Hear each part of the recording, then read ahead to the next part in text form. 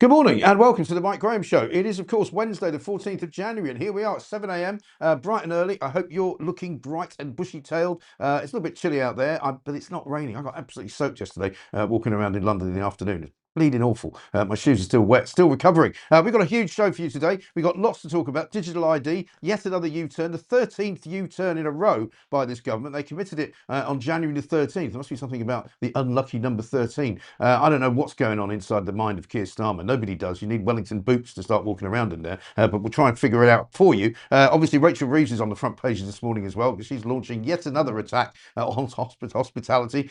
She's being called the Inn Reaper as she takes another tax grab at the drinks industry. Guinness is going to go up by 4p a pint, so that's not going to be making people very happy at all.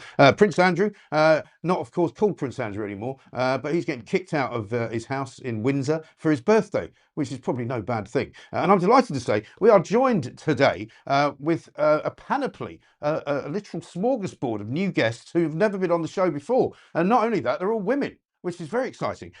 Starting off with Nikki Hodgson, journalist extraordinaire. Very good morning to you. Welcome to the lair of the Mike Graham Show here in central London. Great to see you. Thank you very much indeed. We're going to get stuck into some stories in a minute. Also, Marilyn Hawes is joining us, CEO of Freedom from Abuse, which is a grooming gangs, sort of anti-grooming gangs group. We've also got Maria Botel from Reunite Britain.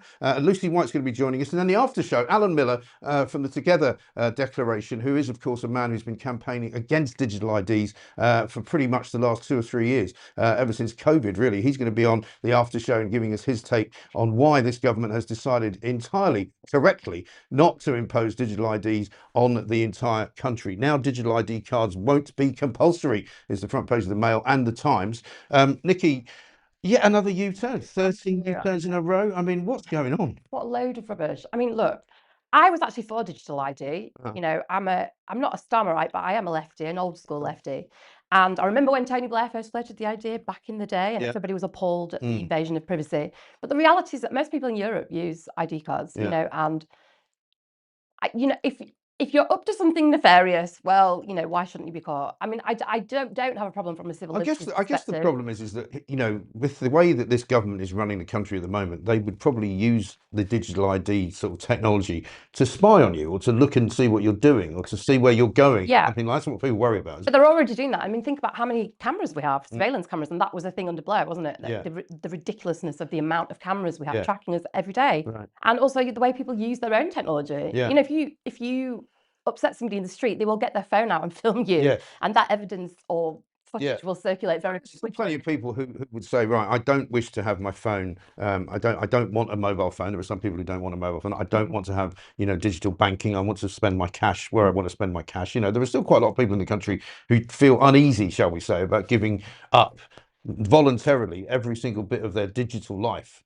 So Well, money is a particularly interesting one because the eradication of cash really affects vulnerable people, Yeah. poor people, people with disabilities, people that work in kind of ad Yeah. hoc, 0 hours work. And so I'm really pro spending cash when you can. Yeah. But it's just so ridiculous how many places you can't It's use hard it to do, now. isn't it? If you only go out with cash, Yeah. you won't come home with very Yeah. much. Let's No, put I it know. that way. I mean, I get in cabs quite a lot, and some of those will say we prefer cash if you've Yeah. got it. There are some shops that I go to where they say they prefer cash, but you're right. You're right. There's quite a few places where you can't actually pay. I was in a pub a few weeks ago with a friend of mine, and I hadn't been there for ages, and he went to pay for the drinks with cash, and they were like, "Oh, we don't take cash." Yeah, And he started so having a row with them. It's like, well, why not? Since when? And they were Yeah. kind of like, the bartender was, she said, well, it's not really my decision. I can't really help you. But Yeah. I mean, it is annoying, isn't it? That you can't just spend cash because every single transaction is then recorded. You know, there are, and I'm not one of those people who worries about, massive overreach and sort of, credit scoring and controlling you. But, there are people with those legitimate concerns who say, well, what if they say, basically because of some crime you've committed, you're not going to be allowed to spend any money today? Well, Or you're not going to go and absolutely. buy, you won't be able to go and buy some alcohol because you had too much yesterday. Absolutely. And the fact that AI is going to come in as a kind of social policing Yeah. system, a bit like what happens in China, you could see a time where everything you spend in your bank account is tracked. Mm. And then exactly, there's a decision made on whether you should have a loan or a Right. mortgage because we don't approve of what you've been spending your money on, even if Exactly. it's not illegal. Yeah. I could completely see a slippery slope to that. So again, I'm very pro cash and I don't want money traced all the time. I think that's No. really, really important Right. for civil And liberties. by the same token, I don't think we should be, sort of tracked everywhere we go either. And I know that might be slightly, a pie in the sky hope these days, because we are basically tracked by all these satellite, communications and by phone masts and all of that, where they can triangulate exactly where you are. I mean, I've worked with people, investigators who work on criminal cases, and they can tell exactly where you are at any given time. Yeah. You've got a mobile phone. It's astonishing. The other thing, though, about CCTV is that it's deleted after 30 days. Right. So often, in some of the most serious crimes that are committed, rape, for example, CCTV footage is deleted after 30 days. It often takes someone more than 30 days to go and report a crime, Yes. during which the footage has been deleted. So at the times where you need it most, it's not available. And also sometimes when they do have, do you remember that guy who ended up throwing himself in the river, the Afghan migrant who threw acid on his wife and kids, and he was walking up and down outside MI6, before he chucked himself in the river, and nobody caught him on CCTV, and he had a great big hole in his face. Yeah. And you kind of going, well, how good is that then? I know, it's absolutely bizarre that. And it seems to be that ordinary people going about the daily business are very much on camera. Yes. But then when you try to find the criminals, it's quite easy. It is weird to evade them. What does this mean, though? Because I mean, in the Mail today, we've got Wes Streeting basically saying, having a go at Starmer, saying, Labour U-turns are getting ridiculous. He actually says, these are his words. He says Labour really needs to start getting it right the first time, because it looks as though this is a kind of halfway house. So they're not introducing compulsory digital ID, but they're still bringing it in. Well, absolutely. I don't think this is a good idea because of that reason. He should have stuck to his guns. Yeah. Because what actually the left really wants from Starmer is to see some traditional Labour leadership. Yeah. And what they feel is that he's just flip-flopping according to public polls and according to what he needs to do to keep Farage out of Downing Street. Yes. That's what it feels like to someone who would be a traditional left voter, someone like me. Right. And have some backbone. What's your sense of Starmer's actual philosophy? Because we ask this question all the time. Does he actually believe really in anything? Because, he started off being a good friend of Jeremy Corbyn's, then he kicked him out of the party. He was always part of the kind of, let's rejoin and have a second referendum, get back into the European Union. He's now kind of trying to push himself to be more to the left in some areas, but then more to the right in other areas. It's very difficult to work out what is going on in his head. Well, what he's trying to do is be tactical, isn't he? He's trying to position himself so that he's of the left, but doesn't alienate the right, again, to block Farage. But it doesn't work. No. What people really want on the left is strong left leadership, traditional left values around community, around public services, around investment and things. And he isn't doing that. The thing that I do think he's good at is his foreign policy. He's very good at building. Really? Yes, I think he's good at building relationships with foreign leaders that he shouldn't traditionally get on with. But he's good at building relationships with people like Emmanuel Macron, who's a busted flush like he is, and Merz in Germany, who's also a busted flush. Trump doesn't even pay any attention to him, didn't even bother telling him he was going to Venezuela. He doesn't tell anyone what he's up to, does he? He's just a law unto himself. I mean, I actually think Starmer's handling of Trump has been pretty strong because he's consistently gone in. He's going to sit on this new board of Gaza. Yeah, right. And we hope he stays there, actually, because maybe he could ruin Gaza the same way he's ruining Britain. The price of the pipes going up in Gaza. Well, the fact that Trump is prepared to ask him to join actually speaks highly of Trump's impression of Starmer. I just think Trump treats him like a puppy. He just gives him something to do. But he treats everyone like a puppet, apart from Putin. Let's be honest. Well, I mean, he treats everybody the same, basically. But I mean, the point about what Donald Trump is doing is he's kind of commanding the world in every sort of area that he's in, and everybody's looking to him. Even the people in Iran. I never thought I'd hear it said, but there was a human rights spokesperson from Iran the other day saying, "Thank God for Donald Trump." And if they're wishing for him to come and do something, then he must be doing the right thing. But let's have a look at what Rupert Lowe had to say yesterday, because he, of course, was one of the MPs very much campaigning against digital ID. Here's what he had to say. Good evening, everybody. Good news. Keir Starmer has just announced he's abandoned plans to implement compulsory digital ID. I think this is hugely good news for all of us. It shows what can be achieved when sensible MPs get together and, with public support, make their views known. Nearly 50 MPs signed my open letter to Keir Starmer on this subject, to which we were implacably opposed. And I think we can say this is a victory for common sense. It's a victory for all of us. and we can safely say now that we retain our freedom. Another slice of it has not passed to an oppressive nanny state. We've got 3 more years to go, and we must collectively use this as the template to fight the nonsense that's being peddled and promulgated in this country now. So well done, everybody. Have a large drink to celebrate this evening. Yeah, Rupert Lowe says, have a large drink to celebrate this evening, which is all very well, if you can afford it, because according to the front page this morning, Nikki, as well, Rachel Reeves knew that 5,000 pubs were going to be hit by this raised, business rate, which was coming in. Only this week, Peter Carl had said, oh, we didn't know about that. And you kind of thought to yourself, well, one, if you didn't know about it, that's not really a very good thing to admit to. Oh. 2, nobody really believes it. It turns out now that it wasn't actually true. Drinkers are going to be hit by higher prices and weaker pints after Rachel Reeves' budget. Guinness will go up by 4p as a hike in alcohol duty kicks in. Other tipples will have their booze content reduced. I saw a sign in the supermarket the other day saying that, in the wine section, wine's going to go up in price because the alcohol duty is going up. And the Sun are calling her the Inn Reaper on the front page this morning, which is a great headline. But it's a nightmare, isn't it, for people trying to run hospitality, trying to run a business, and then also a nightmare for people just who have got less and less money to spend in their pocket. Absolutely. And tactically, it's again really poor show from Labour. The thing you don't take away from people is their ability to have a drink to unwind. Right. When living costs are so high, work is scant, people are really struggling. And it's Yeah. January, for goodness sake. Yes. So again, it beggars belief to me that they have gone for something that is going to be so annoying to Yes. the public. Right. And also, my husband used to be a bar owner. He used to have 5 bars.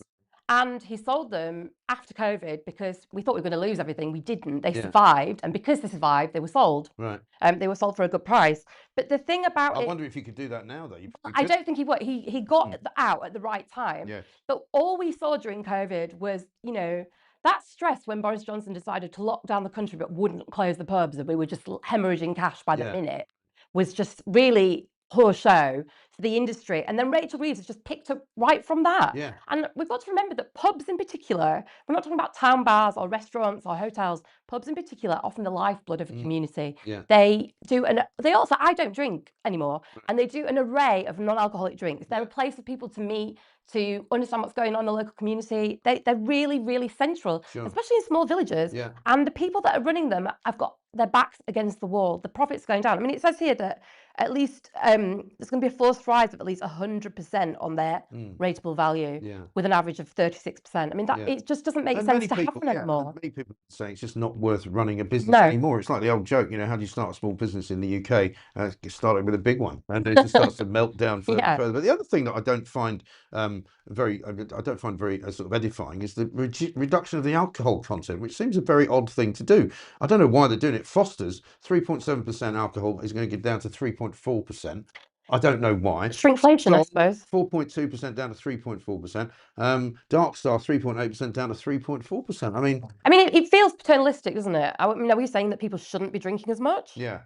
That's their choice to make. It's not yours. Yeah, exactly. That's not the government's. No, it's not. That is not the government's situation. I mean, they've already now said that they're going to up the drink driving, situation, which is sensible, and I agree with that. Yeah, I mean, to be honest, people say that you can't have it as a 0 rate because people might have, taken mouthwash overnight or something like that. Sure. You have to be careful about that. But I'm one of those who says, look, if you're gonna drive, just don't have a drink. Simple as that. Just make it simple. Yeah. No point in having 1 or 1.5 because everybody's different. I could drink 3 pints of beer and be less drunk than somebody drinking 1 who isn't as big as me or something. You know what I mean? It's what have you eaten?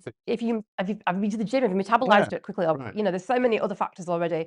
So that I agree with, but this is just crushing these businesses that provide lots of positive, welcoming hospitality for their local communities. It really is extraordinary. Just so that you know what all the headlines are, Treasury new business rates would double. Rachel the Inn Reaper is what it's calling us there. Northern Powerhouse Railways fiasco. We're going to talk about that in a minute. John Venables has been granted full parole hearing, and so there's going to be a lot of upset about that, particularly the Jamie Bolger family. There's a story about Andrew as well. Andrew Mountbatten Windsor, evicted for his birthday, which is no bad thing. And this is no accident, by the way, and I'm going to say this. YouTube has overtaken BBC viewer figures for the first time ever from last month. And guess who started doing a show on YouTube from last month? That's right. It was me, the Mike Graham Show. So we have actually helped YouTube to push the figures over and above the BBC. So thank you to all of you. Thank you to all of you for watching. We've got some great messages coming through. Don't forget, we'll do some super chats in a little while as well. But also, we've got a poll. We've been asked to do some more polls today. So we're doing one which kind of followed on from a conversation we had yesterday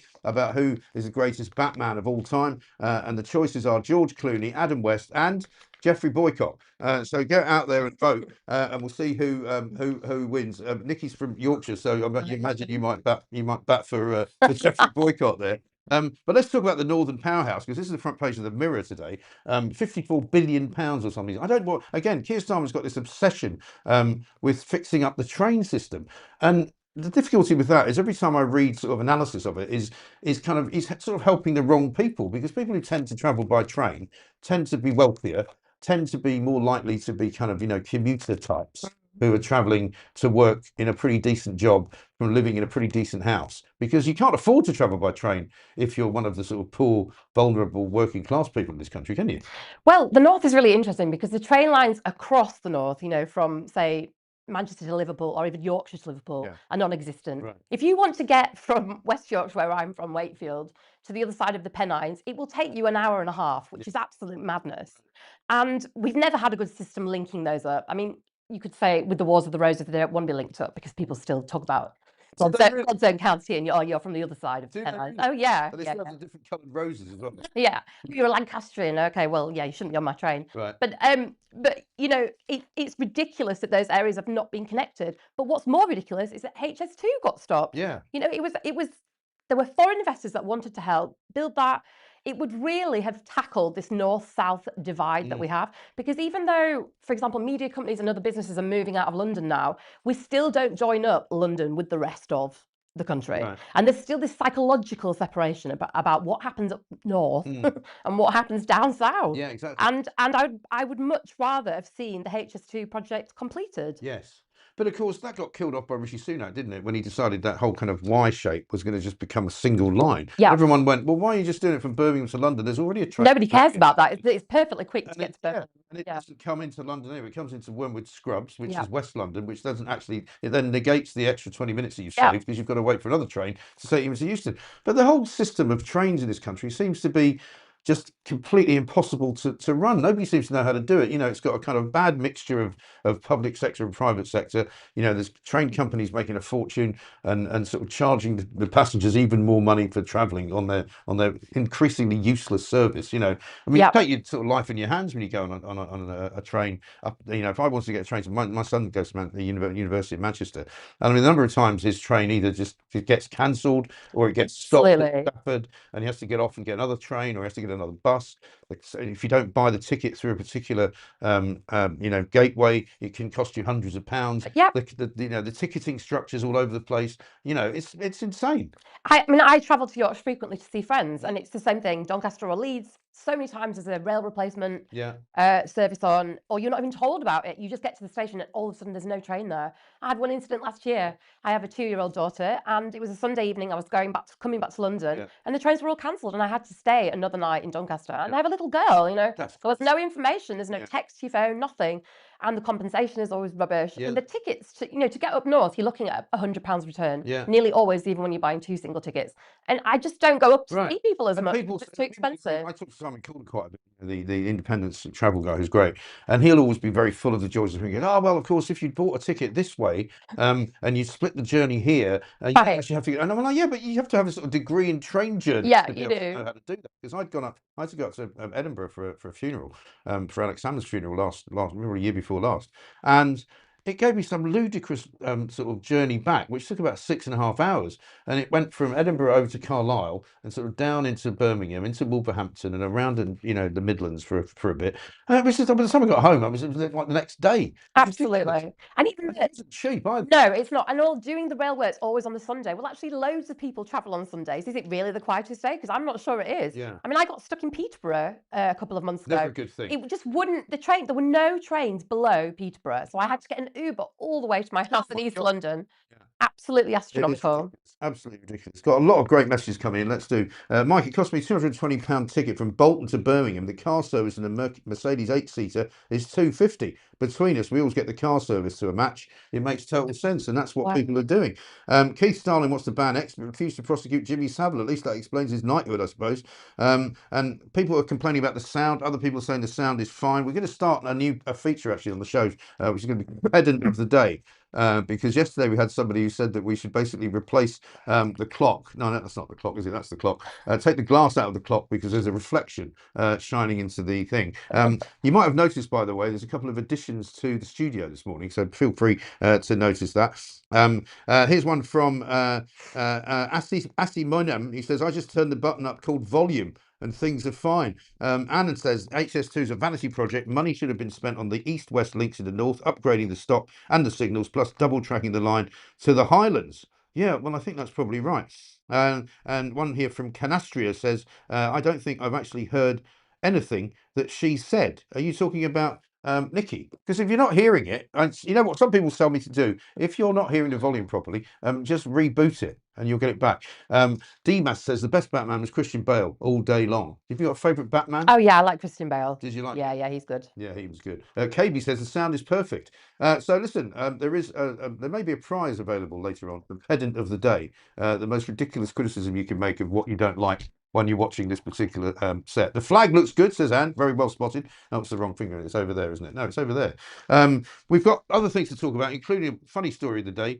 Page 11 of The Sun. Supermarket bosses have been accused of off-the-scale nannying, get it, for warning shoppers that fish contains fish. Well, oh my goodness. I mean, is this because people are so divorced from what food actually looks like that they can't recognize fish fillet or a whole fish even in a packet? I mean, this is actually a whole sea bass, right? Which they're charging £4.50 each for. Right. 224 grams. It's Morrison's, right? The whole sea bass contains allergy advice, which says contains fish. I mean, even my 2-year-old daughter knows what a fish looks like, and she'd Yeah. be able to tell me it was a fish in a supermarket if I got stuck. I mean, allergen label I'm all for because I actually have a really severe nut allergy. But doesn't contain nuts. No, but the bigger problem with it, Mike, is that the caveat may contain nuts is on pretty much every single product you buy. Yes. So it doesn't actually give you the correct information about whether something has nuts in. Right. I mean, I go into anaphylactic shock. I have an EpiPen for it. It's really serious. I Wow. could die. And there's a number of times that I've been given a sandwich that says may contain nuts on. Right. And then I'm like, well, what do I do? Do I eat it or not? Because there's no other choice. It's like a lottery. It's absolutely a lottery. Right. And so if you want, I don't understand why you can't do actual, I mean, some supermarkets are quite good. I think Marks and Spencer's is quite good in naming which particular nuts are in something. Okay. Why can't everyone do that? They're the allergen laws we need, not daft stuff like calling a fish fish. Well, apparently they've also got a listing for prawns here on Tesco's website, which says may contain fish and mollusks. They've got one that says salmon contains fish and Scottish mussels contain mollusks. I mean, you know, whole sea bass contains bones and fish and was previously frozen. I don't know. It seems to me that if you have to check every single thing that you buy to see what it contains, when it's literally just a natural product that came out of the sea, I mean, yeah, you need to get back to nursery, basically. It's gone completely mad. Should we talk about Andrew? Let's talk about Andrew. Windsor on the front page of The Sun. Apparently his 66th birthday is next month. Work to prepare the shamed ex-prince's move from Royal Lodge to Sandringham was in full swing. They've managed to find some pictures of workmen going in. There's a digger. There's people putting up walls all around the place. Andy on the move. There it is. Shamed Andrew set to be evicted from Royal Lodge. I mean, you'd have to say what a disappointment he must be to his family, and what a terrible ending to his life this is going to be for him, right? Well, but he's the sacrificial lamb, isn't he? I mean, look, we don't know how much the royal family ever knew about what he was like. Yeah. I mean, there've been stories about him. They must have known because he was their brother. Yeah. There's been stories about him for years. And it seems that the late Queen really protected him. Yeah. And, you know, she had a very strong relationship with the press. And it was a time when you didn't get too close to the royals, originally in the 70s and 80s, when he would have been up to his shenanigans. And then, you know, later, still, that was somehow maintained. But taking a very strong moral position about him now. I mean, like, William has a very good instinct that if they don't cut him off, it is incredibly damaging to the future of the monarchy, which is obviously in peril anyway, because Loads of people want a republic. They're not bothered enough to get on the streets and protest No. about it. But if they were offered it, I don't know what would happen in a It's referendum. changed, hasn't it, since the day Yeah. of Queen Elizabeth, because she clearly was loved by everybody, even if you didn't particularly like the monarchy. You Right. liked the Queen. Well, you And could admire her as a leader because Yeah. she had relationships with people all over the world Yeah. and had done for years. She'd always grafted. Nobody said that she was lazy. You know, No. she was Charles a is lazy a monarch. bit too woke for a lot of people's Well, sort of liking, he's just you know? he's a bit wishy-washy. He's a bit too green, I think, as He's well. well, I mean, I don't mind the green thing. I think that's a good thing. But he's that conservative old fuddy-duddy green, Yeah. which is just, you know, I'm going Well, I to don't mind a green thing either. When healthy you see garden. stories of flying around in helicopters, you know, That's they've gone exactly it. twice around the world in helicopters, and they're telling us that we should all kind of, you know, try and travel by train. That would be nice. And they should shut up. How many houses do they have? That's not very green to have all those properties. No, I know. And be constantly ferrying between them. Yeah. Boot 66 for Andy. I quite like that headline. But anyway, happy birthday to Andrew. Lots and lots of other stories to talk about. Let's see, what should we do next? I mean, we should probably mention Iran, obviously, because Donald Trump overnight has been saying that help is on its way. Today, apparently, and quite a lot of the sort of the broadsheet papers have got this. Today, they're going to start actually publicly executing people. Yes, which is terrible. There's this first demonstrator, who is going to be executed. His family only found out about 48 hours ago. Yeah. And he's apparently been tortured in prison. The thing is with Trump saying, I'm going to help you, what does that actually mean? Because he's not going to put troops on the ground. No. I mean, at the minute, let's remember, there's no phone network, there's no Wi-Fi, and people can't organise unless they literally physically risk their lives by going into the street and coordinate with other people. And the word is now that thousands of people have been murdered. Yes, they're in the thousands. shutting off electricity to lots of cities, and and putting curfews out, out. and anyone who's seen out on the street is just getting shot to death. Yeah, absolutely. You know? So from that point of view, what's Trump going to practically do? I mean, Starlink has been shut down. They haven't got any other internet apart from, well, they haven't got the internet of their own country, and they haven't got Starlink, which some people were using, which is where we were getting some of our first reports. So what is he going to practically do? Does he really want to go into Iran and start another war? I don't think he does, and I don't think they want to have a war with him either. So the trouble is, though, that everything that Iran does is connected to China. You know, they're selling their oil to China. They're buying weapons in from Venezuela. You know, there's this whole kind of axis of evil thing going on. So he kind of, I mean, there's not much he can do really, I suppose, in terms of supporting. All he can really do is try and support somebody inside the country who's going to be the new leader, as opposed to the IRGC. He could support, you know, a shift to democracy. Yeah, he could support that. But at the minute, it's just bombastic language. Yeah. You know. Yeah, but I mean, his bombastic language seems to work. I mean, they were asking him last night about Iran. You know, is he worried that Iran will retaliate? He said, well, they didn't retaliate last time I blew them up. Because I mean, America is the most powerful country in the entire world, and they're looking on the screen there. Doctors telling of overflowing morgues, mass gunshot wounds, as the regime's crackdown intensified, rivers of blood. I mean, it's really awful, isn't it? It's really horrific, and it's been a long time going on for 17 That's what I was about to say. It's Yeah. been a long time coming, and you know, just look what happened in the 70s. You know, the fervor amongst Iranians is that we're done. We don't want this. We don't want this religious. Yeah. We don't want this And theocracy they've had involved. them since We're what, over it. 1979. Absolutely. And the West has just kind of allowed it to happen. I mean, that's the terrible thing. But then, you know, what was the other option? Invade. You know, Yeah. the problem is that after Iraq, nobody wanted to be so hands-on. No. So this is the danger and the difficulty that Trump is going to have. And let's just remember, he bombed Iran last year because he believed that they had nuclear weapons that were to the capability of, you know, of execution. And there was no actual evidence produced of that. Maybe they have, maybe they haven't. But the thing that they do have is a sort of lawlessness. Yeah.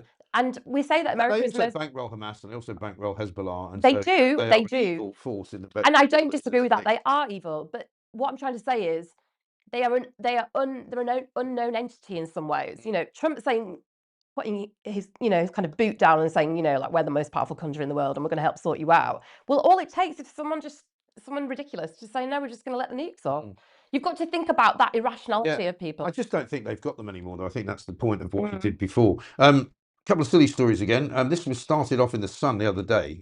Is Marlon Brando really the father of Michael Jackson's son? It's a remarkable story, and the Mail have kind of followed it up and done what they always do, which is a big long read about it, saying it might actually be true. They say it sounds utterly outlandish, but as this investigation reveals, it could well be true. And even more bizarre, if Marlon isn't the dad, his own son Miko, an ex-Neverland security guard, is a prime candidate as well.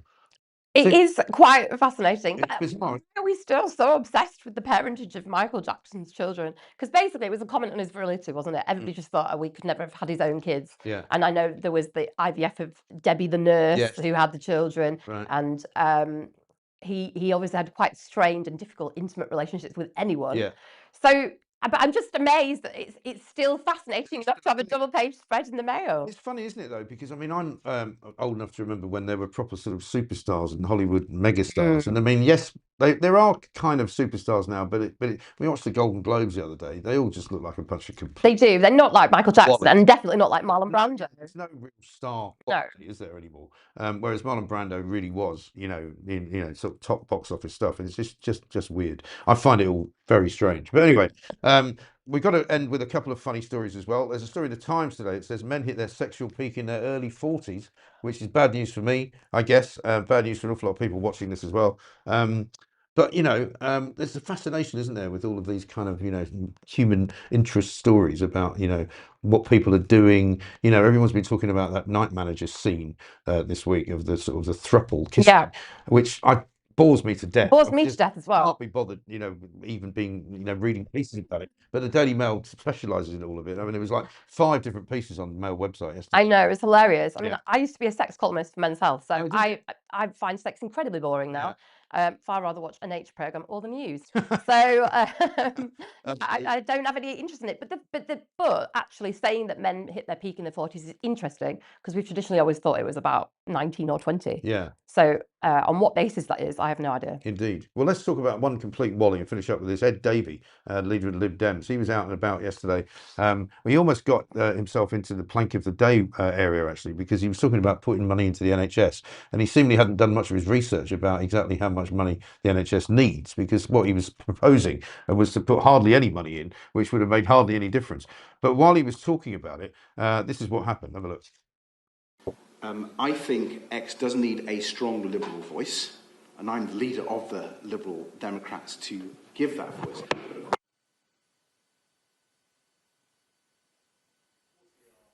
Thinking about it, and if I change my mind, I'll come back to you. Natasha. We will leave Sir Ed there and never allow politicians or presenters, for that matter, to deal with technological matters. A replacement of the microphone there at the Liberal Democrat briefing. He doesn't look happy, does he? I mean, I suppose it's better than falling into bodies of water, but he can't seem to even stand next to a microphone without knocking it over.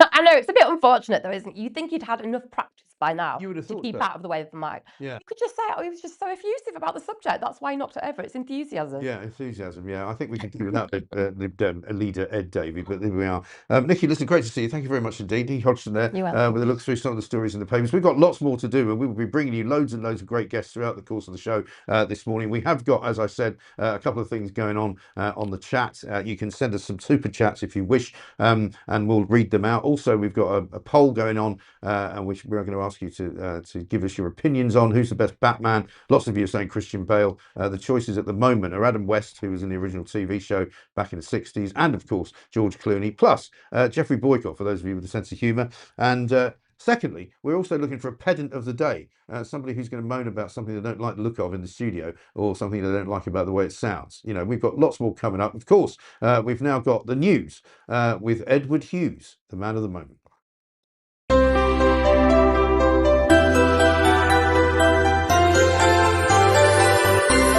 Good morning. I'm Edward Hughes, and these are your news headlines. Thank you very much. The UK braces for another chilly day with patchy rain, and temperatures hovering around 6 degrees Celsius in the south, dropping to 2 to 3 degrees Celsius at night. After recent snow and ice disruptions, forecasters warn of ongoing travel headaches on slippery roads and potential school closures lingering in affected areas. Brass monkeys. In politics, the Scottish Budget 2026 fallout continues as Finance Secretary Shona Robertson's tax cuts for low earners and new mansion tax on 1 million plus homes spark heated debate. In England, Westminster presses ahead with Online Safety Act enforcement, including fast-tracking laws against non-consensual intimate images, amid ongoing scrutiny of AI deepfakes on platforms like X. Starmer doesn't like free speech. You could probably make a video out of this. Foreign Secretary Yvette Cooper summons the Iranian ambassador over the regime's brutal response to protests, with death toll reports soaring, pledging further UK sanctions. Hot mic. Yeah, like he'll be quaking in his boots. Elsewhere, housing market watchers eye modest growth forecast for 2026 amid hopes of further Bank of England rate cuts. While, in sport, the Masters snooker at Ali Pali heats up with top players in action.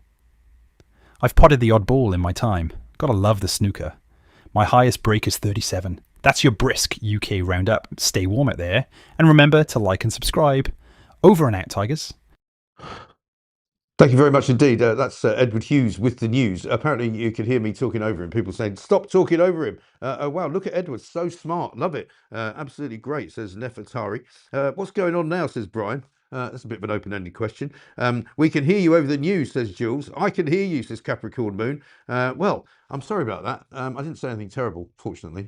We always have to be aware of that. But there's so many things to switch on and off, you know. Some things get muted, sometimes they don't.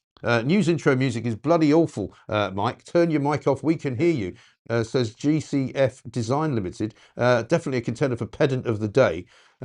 Terribly sorry that you can hear me. It is a broadcast, so you know you're supposed to be able to hear me. That's the whole point. If you couldn't hear me or see me, there wouldn't be much point in me sitting here. Ed Hughes speaks too slowly, unbearable. Says what next? Another pedant performer. Morning, Mike. We can hear you and missed most of Edward Hughes. Dawn Ferguson. Well, should we play it again? Should we play Edward Hughes again? And then I won't speak over it. How about that? What do you reckon, Pooch? Let's do it. Come on then. Edward Hughes, the man with the news.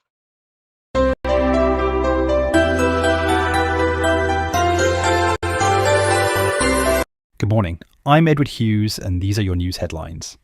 The UK braces for another chilly day with patchy rain and temperatures hovering around 6 degrees Celsius in the south, dropping to 2 to 3 degrees Celsius at night.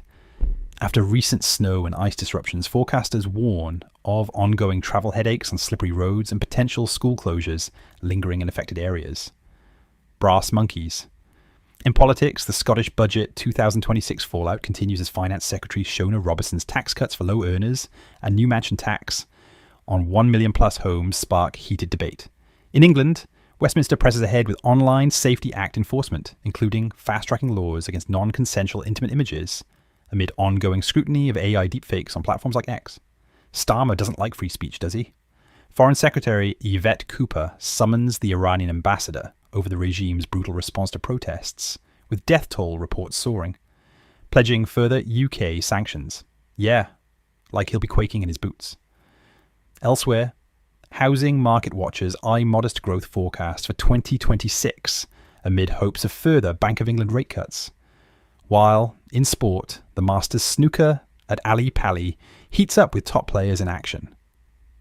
I've potted the odd ball in my time. Gotta love the snooker.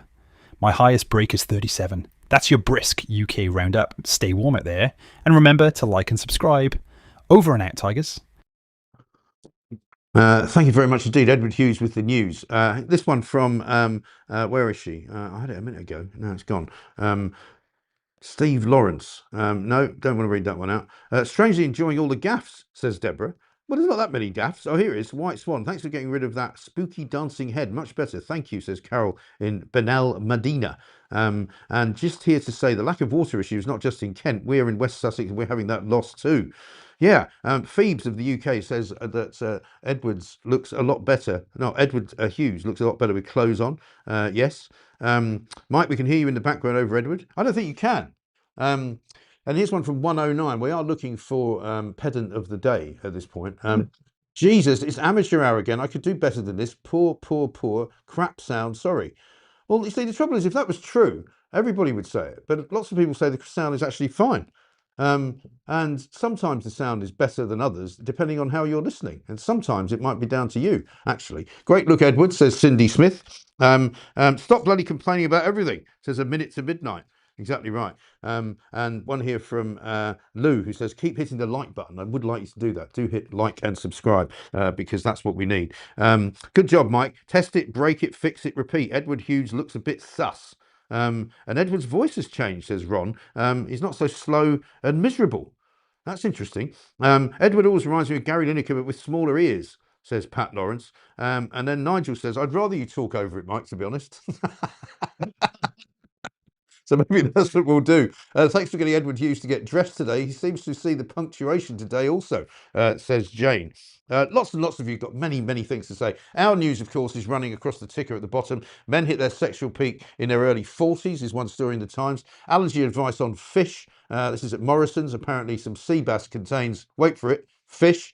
Also, we'll be talking all the way through the show today about this Starmer U-turn, the most recent U-turn, because now digital ID cards will not be compulsory, despite the fact that it was announced with huge fanfare just on the other side of Labour's conference last September. Streeting has had a go at Starmer, saying, you know, Labour needs to get it right the first time. Donald Trump is saying that help is on its way to Iran, even as Tehran begins public executions. The word is now that thousands and thousands have been killed and there are rivers of blood running through Tehran and other cities. Meanwhile, the latest story from the Daily Telegraph on the Chinese embassy is that the White House is very, very concerned about what's going to be going on in there, and they're not at all happy with Keir Starmer just giving a kind of carte blanche permission for the Chinese to build this massively secret, sinister building, which is going to have hundreds and hundreds of subterranean chambers where they can basically kill people if they want to, and certainly torture them. Super chat from Lammy. Bin Picky, the Mike Graham. Being Picky, the Mike Graham show has a capital S. Yeah, as you can see behind me. Oh, sorry, that's over there. Over here, the Mike Graham show. Some people did that, but you see, knowing about typography, which many of you will not know about, if you put a capital S there, you'd have to move the whole bottom line further down, and then there would be more of a space between Graham and show, and it would actually look worse. So in my view, the design is absolutely perfect, and the two capitals for M and G for Mike and Graham and the, and I think it works well with show without a capital letter. So I stick that one up your Jacksy. Here's one from Primrose, who says, comment yes, but stop whinging. It's Mike's show, he's doing well. Listen, I can take the criticism. Criticise me as much as you like, but be aware that if you might go a little bit too far, you will get pedant of the day. Right now, though, it's time to do plank of the day. Hello, it's plank of the day time. And I'm delighted to say that it's a man who has appeared on Plank of the Week several times, and it's a man by the name of Gary Neville. Of course, this is a man who very famously did that speech about when the flags were all being put up around the country, raise the colours, that sort of that sweeping community-based initiative where people just wanted to put up more and more flags from the UK, Union flags, and wanted to put up St George's flags, and wanted to paint St George's flags on roundabouts and all of that. It was a very patriotic time. Some people felt that it was kind of making them feel uneasy. Some people actually took against it, which I always found very weird. I mean, you know, if you go to any country in the world, whether it's America, whether it's Scotland, whether it's France, whether it's Germany, whether it's Spain, whether it's Japan, and probably whether it's even Venezuela, you see basically loads and loads of flags of that country. And I don't think if you were in America, you would say to any American individual, oh, I'm a bit uneasy about all these flags. They would probably take a gun out, shoot you. I mean, it's ridiculous. But here's, if you remember the footage of Gary Neville there walking through Manchester, basically blaming white middle-aged men who he said they know what they're doing. They're causing hatred in our country. He talked about how at one of his places of work, he'd gone there to find that some Lithuanian guys had put a Lithuanian flag up. And he let them put that up, but then he told them to take down a Union flag, which had been put up by some of the builders who were working on his building site. And he was roundly criticised for that. Well, he's back in the news now, and this is a tweet from lots and lots of different people, but Gary Neville's back, a restaurant in Leeds has basically shut down, but he's left HMRC with £519,000 worth of unpaid tax, and which means, no doubt, that it will end up that the taxpayer picks up the bill. The man behind the curtain, which was the restaurant run by chef Michael O'Hare, closed in October 2024 with debts nearing £1 million, including two large sums owed to HMRC that made it the top creditor. Gary Neville held a 50% stake through his firm, listed second among creditors at £366,848, has served as a director until September 2024 without operational involvement. A spokesman noted the business suffered from COVID and economic woes, with assets too low at £9,500 for any recoveries. O'Hare later filed for bankruptcy, and the liquidation report highlights no payouts expected, spotlighting hospitality struggles post-pandemic. And there's the website of the restaurant there. It says, sorry, this store is currently unavailable. Yeah, you can say that again. You're not going to be getting any food there. And Raoul Braverman, who's Suella Braverman's husband, tweeted this. Gary Neville is the very definition of a champagne socialist. His restaurant collapses, leaving a reported bill of £519,000 unpaid to HMRC, and an insolvency loophole dumps the cost to the taxpayer, while a man who's worth 70 to 100 million pounds walks away. Nick Buckley, MBE, former mayoral candidate for Manchester, says he is a socialist when he has an audience, but when it is convenient, he reverts back to being a capitalist, hence the unpaid tax bills that could be used to support our socialist state. It really is quite extraordinary. Right Honourable Nigel Adams says maybe it's those angry middle-aged white men who are to blame for not paying his HMRC tax bill. Totally understandable, especially if you're a massive hypocrite. And so many people have got something to say, and it's not very pleasant about Gary Neville, because the trouble is, like all champagne socialists, he has no idea about economics, and he doesn't really care about the taxpayer, because we're going to be picking up the bill. Ridiculous. Absolutely crazy. Canastria says to think he made more in a week than we all did in 3 years. I'm not sure if you're talking about Gary Neville there or not, but I'm going to say that Gary Neville is forever going to be today's plank of the day. Hello, it's plank of the day time. It certainly is plank of the day time. I'll tell you what it is time for now, though. It's time to speak to our next guest. And I'm delighted to say we're going to speak to Marilyn Hawes, who's the CEO of Freedom from Abuse. And she's been campaigning on behalf of victims of grooming gangs in a most magnificent way. And I'm delighted to say Marilyn joins us for the very first time. Marilyn, welcome to the Mike Graham Show. Thanks for being here. Thanks for inviting me, Mike. Thank you very much. Very nice to see you. Tell us what Freedom from Abuse is all about. Tell us about when it started and how you got involved. Well, it started 20 odd years ago when my children, well, he was my boss, the guy that was the abuser, the paedophile, and he was the teacher of the school, and I have 4 children, and he decided that he was going to hit on my 3 boys. And he, fast forward, he was arrested. He finally said he was guilty. He went to the Crown Court, and he was allowed to walk away with just a fine. And I thought, no, I don't think so. So I fought.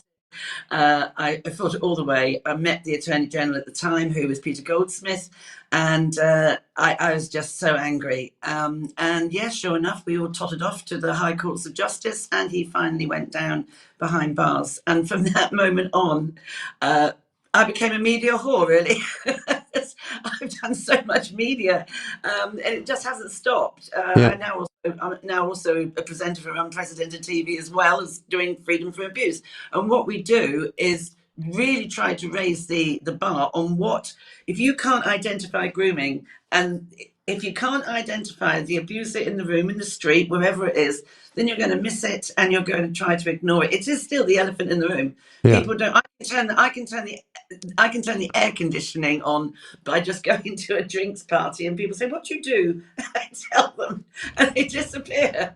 Right. I go into the ether. I mean, and is that? Do you find that to be a very kind of middle class reaction as well to it? Oh, because definitely.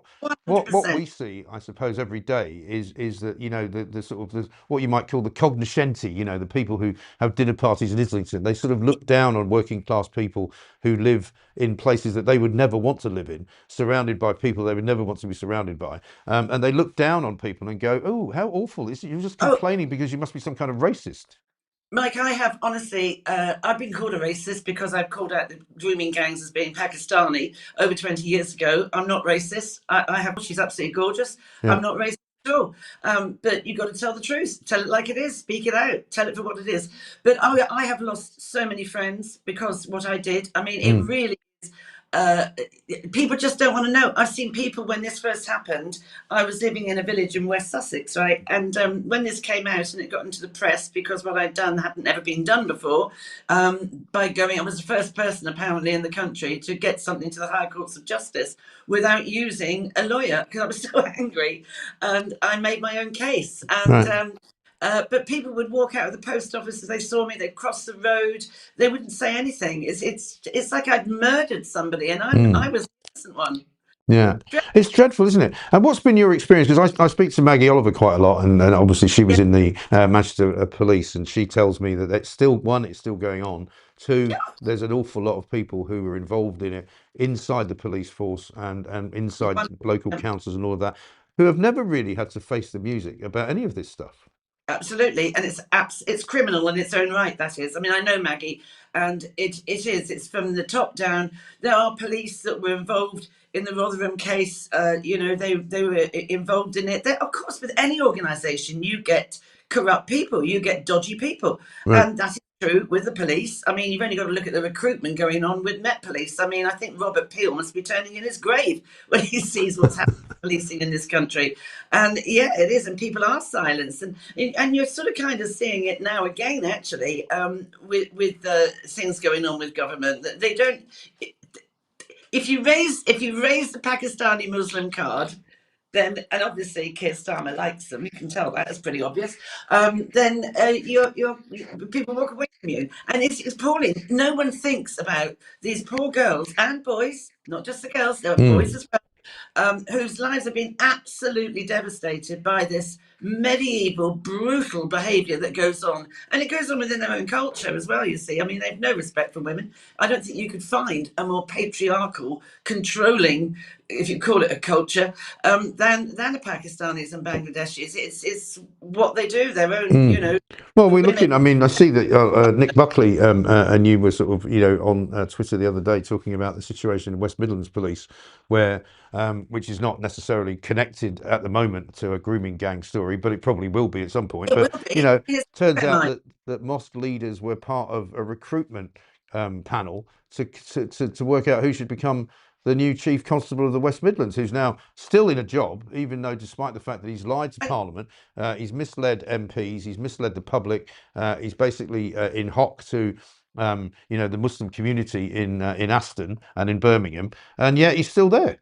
It's outrageous. But there you go, you see, it's the Muslim card. It's the same with the boats that come in, boats are votes, aren't they? I mean, what really annoys me, because I get involved with online safety as well. I mean, all the courses we do, it's on about, I do domestic abuse, I look after and help domestic abuse, well, I'm going to say survivors. You see, not everybody does survive abuse. That's the awful thing about it. It's so toxic. It absolutely causes, I mean, about 80% of poor mental health in this country is caused by all sorts of abuse that goes on in childhood.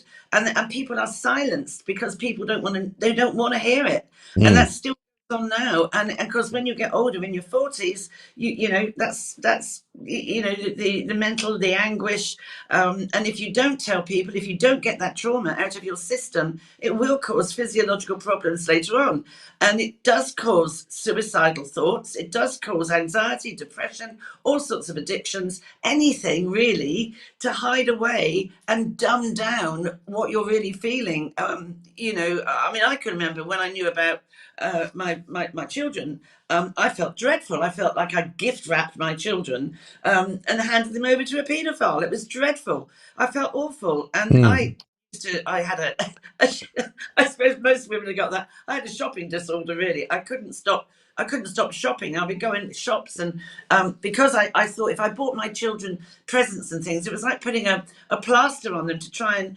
heal. I mean, I was in such a mess, and I started drinking, and then not drinking. I wasn't an alcoholic. Well, I suppose people would say I was. I mean, my doctor used to say to me, "Oh, so I'd rather you drank a bottle a night than give you antidepressants. But do you drink a second bottle?" I said, "No, I just buy bigger bottles."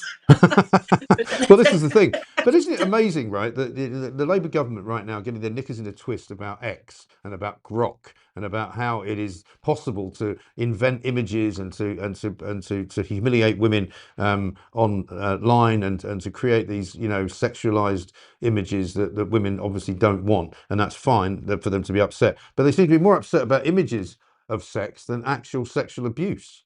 Well, absolutely. The only reason they're doing this is because, I mean, these images are all over every platform. You'll find them everywhere. But it's so patently, transparently obvious that it's X they're attacking because of, you look at the comment, I'm on Twitter a lot, you look at the comments, there's not one good thing said about Starmer or Labour or Shabana Mahmood, and any of them, Rachel Reeves. It's absolutely a mass of I mean, he must be so impervious to what people think of him. He's just, well, he should be plank of the week, quite frankly. I mean, he quite often is plank of the week, to be fair. I mean, it has to be somebody. Good. It does. I mean, we do plank of the day now as well, but you know, I mean, Starmer, I think, has been on the list for plank of the week every single week since he's been Prime Minister. He's an utter disgrace. He's actually a traitor. He's a traitor because he shows no interest in the people that voted him in, and I'm not one of them, thank goodness. The people that voted him in, he's got no respect for their wishes. I mean, he's such a liar. And it's so obvious he doesn't know what he's doing, and none of them do. There's no one in his government that has run a business that's like understands how things work. I mean, Rachel from accounts, what a mess she's made of everything. It's absolutely appalling. What upsets me is they can rush this thing through on online safety, right? Which the online safety bill came out well over a year ago, and it's been there all along that if people don't take this stuff down, then they will get 10% of their income from these platforms taken off them. That's in the online safety bill. So it's there anyway. But it's just interesting how it's only on X, because it's not, it's on all of them. And what about pornography? That's absolutely dreadful. I mean, what about Andrew Tate stuff? Nothing happens about that. It's all about speech. He doesn't want free speech, and he could rush through this, not rush through, but he could set it up within a week, this rape gang inquiry. They're dithering, they're dragging their feet. They clearly don't want to do it, and I feel so sorry for these women. I'm absolutely furious about it, quite honestly, because I know. It's absolutely shocking. I mean, Liz Kendall, you know, who's now the Secretary of State for Science, Innovation and Technology. You might remember last year when Tim Montgomery was on Any Questions with her on Radio 4, and he started to ask questions about the grooming gangs inquiry. And she kind of was very dismissive and just said, "Oh, we're gonna you know, blow that dog whistle, are we? We're gonna play that racist card, you know." And that's their first reaction as soon as you mentioned it. We just had some messages coming up there. Lots of people very, very happy to see you. Marilyn is great, says Scotty. What a super lady, says Clean Up VC. We also had a message from somebody. Marilyn is one of your best guests, says Andrew. We also had a really interesting note from somebody who said they work in the NHS, and as soon as they mentioned grooming gangs as part of a conversation, they were hauled in before the HR department and sort of quizzed as to what was wrong with them. I have to say this, because I do a lot of work with the NHS, right? I do a lot of work with talking about lived experience to students who may be doing mental health, or, I mean, you know, my life is unbelievable. I mean, the things that I've had happen, it's just really unbelievable.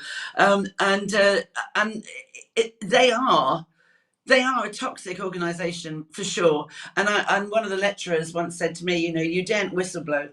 I mean, you daren't whistleblow, and we could have a whole conversation, Mike, about Lucy Letby. That's another thing. She's the only one that knows whether she's guilty or not. But you know, she made the big mistake of complaining and winning her case against some of the senior management or the doctors, whatever. And, you know, they will turn on you. It's a toxic organisation, it really is. And the way they're backing puberty blockers, I mean, that's child abuse. How can they do? It's unbelievable. I mean, it's just dreadful. It's absolutely dreadful. And you'll find when you do interviews very often for the NHS, they are happily doing the diversity, inclusion and equality card, because you'll find that when you are interviewing them, you rarely see anyone that's, you know, a white applicant. Then a lot of them come Africa, Asia, whatever. Some of them you can't even understand because they don't speak the English properly. I mean, and I'm not being racist with that. I mean, there was a law that said you can't come into this country unless you can speak English. You know, which is, I mean, now English, I don't know if you saw that the other day, English is now the second language here. And also you see all these applications for jobs which say, you know, this is only open to members of ethnic minorities. And, you know, basically if you're white, don't bother applying. And if you did that in any other form, if you said, you know, only bother applying if you're white, can you imagine? I mean, people would be locked up. It's discrimination. In the same way as well, another thing that really annoys me, oh my gosh, I could sit until lunchtime, because in this violence against women and girls, right? Well, where he says, I remember Starmer saying that it was his personal mission to actually reduce violence against women and girls. He fails to talk about the violence against men and boys, and that is right up there with the girls. So I am very honoured this week with Unprecedented TV. I'm going to be talking to the chairperson of Mankind, because that's the only charity in the country that deals with male victims of domestic abuse, and they are very much out there. and they suffer and they stay silent. And because they stay silent, because they worry about what the woman is going to say to them in court. Are they going to say, oh, you know what? Oh, Your Honour, my husband's abusing my child. And women in court that are abusers are incredibly manipulative, very manipulative, fluttering their eyelashes and all that. I see it loads. I've seen it loads of times. And the child goes, oh, the voice of the child must be heard. What a load of tosh. If only they were. If only they were. And you end up with the child going to the wrong parent, and but do not think that women do not abuse. Men are being abused almost in equal measure to women, and they are just as violent. I was talking to a barrister 2 years ago where this showed me this picture of this girl. She's about 5'2", gorgeous, long blonde hair, looked absolutely stunning. I said, what's she done wrong? Oh, well, she's just pushed her partner through a plate glass window. He's been in intensive care for 3 weeks, and you wouldn't think she could have thrown a pat of butter. But the thing is, men are rightly frightened of, are they going to lose their house? They will go to the police and they will say, my partner, whatever, is doing this.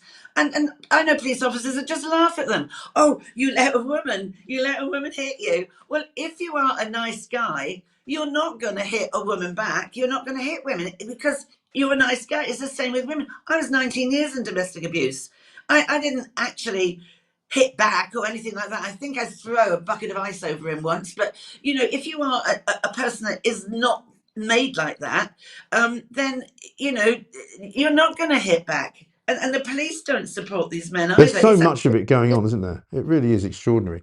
Well, listen, I mean, I can't believe I've never met you before. I can't believe we've never spoken before. I don't know where I've been all your life, basically. Marilyn, it's amazing. I mean, people are loving you today. So we must get you back on again. We've got much more to talk about, I'm sure. But where do people find you on? Is it Unprecedented TV, did you say? I have now got a show on Unprecedented TV. My show, and this is another thing. I'm so outraged about people living in their little plastic bubble. Sort of like pruning their roses and looking like they've got a smell under their nose.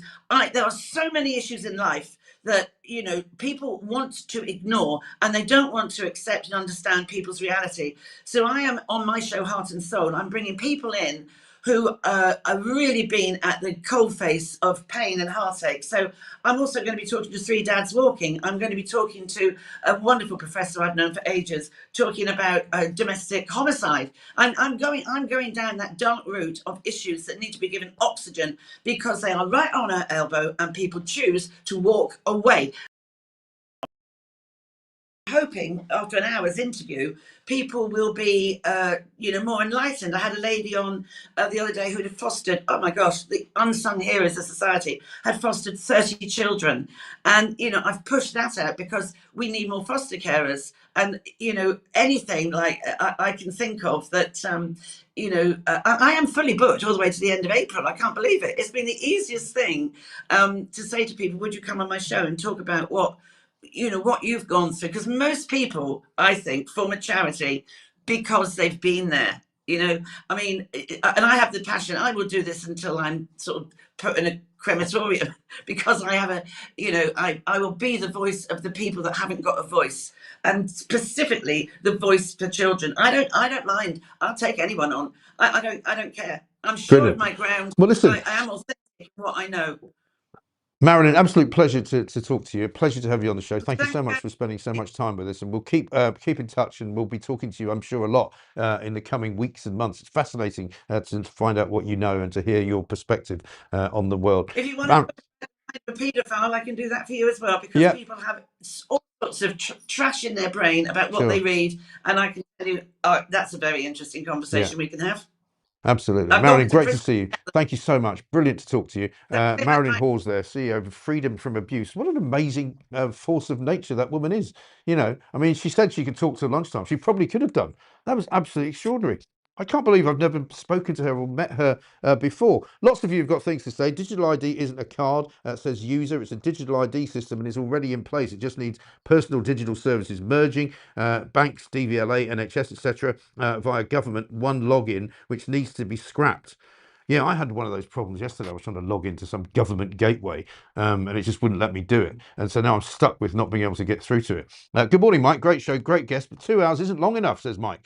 That's a super chat. Thank you, Mike. Yeah, well, we might be expanding our 2-hour show, but what we decided to do when we started was to not try and run before we could walk. We didn't want to try and do too much and then not do it very well. Lots of you have still got plenty to say about whether or not you're enjoying the show, the bits of it that you like, the bits that you don't like. We're looking to appoint a pedant of the day, by the way. Love the show. Sound has been up and down, so invested a decent mixer, says Canastria, to isolate the outputs. Marilyn Hawes is a legend. Yeah, well, I'm not the technical expert. Pooch is the technical expert, and he's doing a fantastic job. And most people say the sound is absolutely fine. So we'll see whether or not we can find a pedant of the day. What became of Christo Fufas? I used to enjoy his show on Talk. Well, funny enough, we've got a little message from Christo, which I don't know if we can play that now, because he put out a depressing tweet yesterday. Because Christo, in addition to being a very talented broadcaster, is also a slum landlord. I mean, I don't mean that in a derogatory sense, but we used to call him that just for a laugh. No, but he does own some properties. But he says, I've just had a depressing call with my accountant. After repeatedly going through figures, it seems that selling my flat, which has the loveliest couple, is the only sensible thing to do. It's simply costing me more than I earn from it. They can't afford to buy it themselves, and they love the flat, but unfortunately, it just doesn't make financial sense to keep them. Sadly, just booked in a valuation for next week. I'd like to congratulate Rachel Reeves, Angela Rayner, Steve Reed, and Keir Starmer for their complete inability to understand the consequences of their policies. And I'm sorry to hear this, Christo, because Christo's a good guy. And the idea that he's now having to sell property, like many people will be having to do, because of this completely and utterly useless government, who are on the front pages again this morning, because we've got Rachel Thieves, Rich III, being done up as the Inn Reaper on the front page of The Sun. Guinness up by 4p a pint. Some tipples are going to actually be made weaker. Reeves knew that 5,000 pubs were going to be hit by an increase in business rates. And there's a picture of her smiling and holding onto a beer pump in the picture. But it really is the destruction of a nation that we're watching here with this ridiculous government. Absolutely unbelievable. Needed, says Kilo. Okay, I will be introducing a compulsory national. And here I am punching my way through all of the opposition to it. I'm going to announce it in a Labour Party conference because we need to know who's living in this country. We need to know who's working in this country. And this is why we require to bring in digital ID compulsory for everyone. And then some months later, we're not going to bring in compulsory ID now because we think it's a bad idea and nobody wants it. I mean, what a complete plonker. Absolutely ridiculous. Lots of you have got many, many nice things to say about Marilyn Hawes. Coming up, we've got so many more guests. We've got Lucy White coming up a little bit later on. And we've got Maria Botel as well from Unite Britain. And later on, Alan Miller from the Together Declaration will be joining us for the after show today because he's going to be telling us all about why digital ID is wrong, why his fight is a good one and why they've managed to win. And once again, convince this government to do complete and utter U-turn, the 13th U-turn since they've been in. We should probably do the news, shouldn't we? We're a bit late for the news. It's coming up to 7 minutes past 8. And Edward Hughes with the news is almost ready to go because what we did do was we sort of had, somebody sent it in actually. We'll try and find out who it was because somebody sent in Edward Hughes with some clothes on. But maybe what we should do is play the old Edward Hughes without any clothes and see which one you prefer. What we can also say is that many of you who are vying to be pedant of the day, we've actually had a pedant message in to say you should change Edward Hughes' name. It sounds too much like Hugh Edwards. Are you having a laugh? Yeah, that's the point, actually. Let's get the news with Edward Hughes.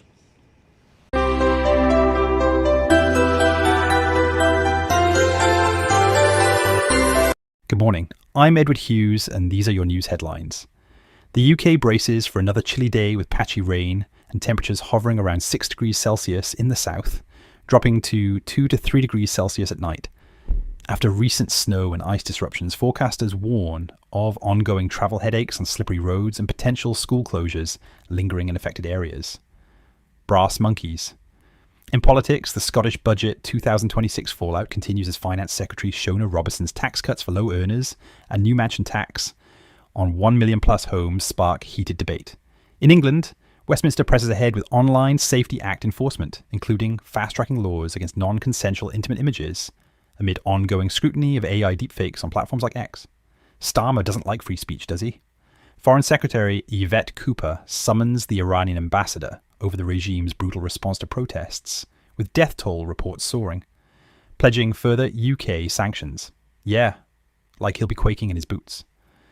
Elsewhere, housing market watchers eye modest growth forecast for 2026 amid hopes of further Bank of England rate cuts.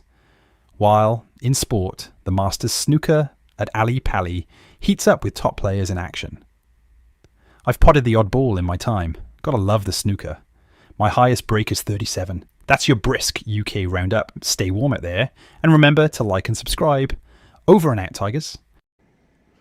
Over and out. Highest break at snooker 37. That's not particularly good, is it? Maybe you've got a better one. You can tell us. Don't forget, we've also got a Batman poll going on. Who's your favourite Batman? Is it Adam West? Is it George Clooney, or is it indeed Jeffrey Boycott? We'll bring you that later on in the day. Fantastic. The home of free speech. Speak easy, says Gracie. One from Sharon, who says, what is this lady's show? She said it was on unprecedented TV.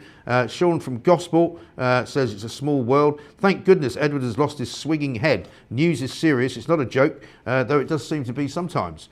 Marilyn is fantastic. What a great lady, says Dodgy Dave. Going back to Edward Hughes, we've actually got some incredible footage now of Edward Hughes animated, speaking in front of a camera. Have a look.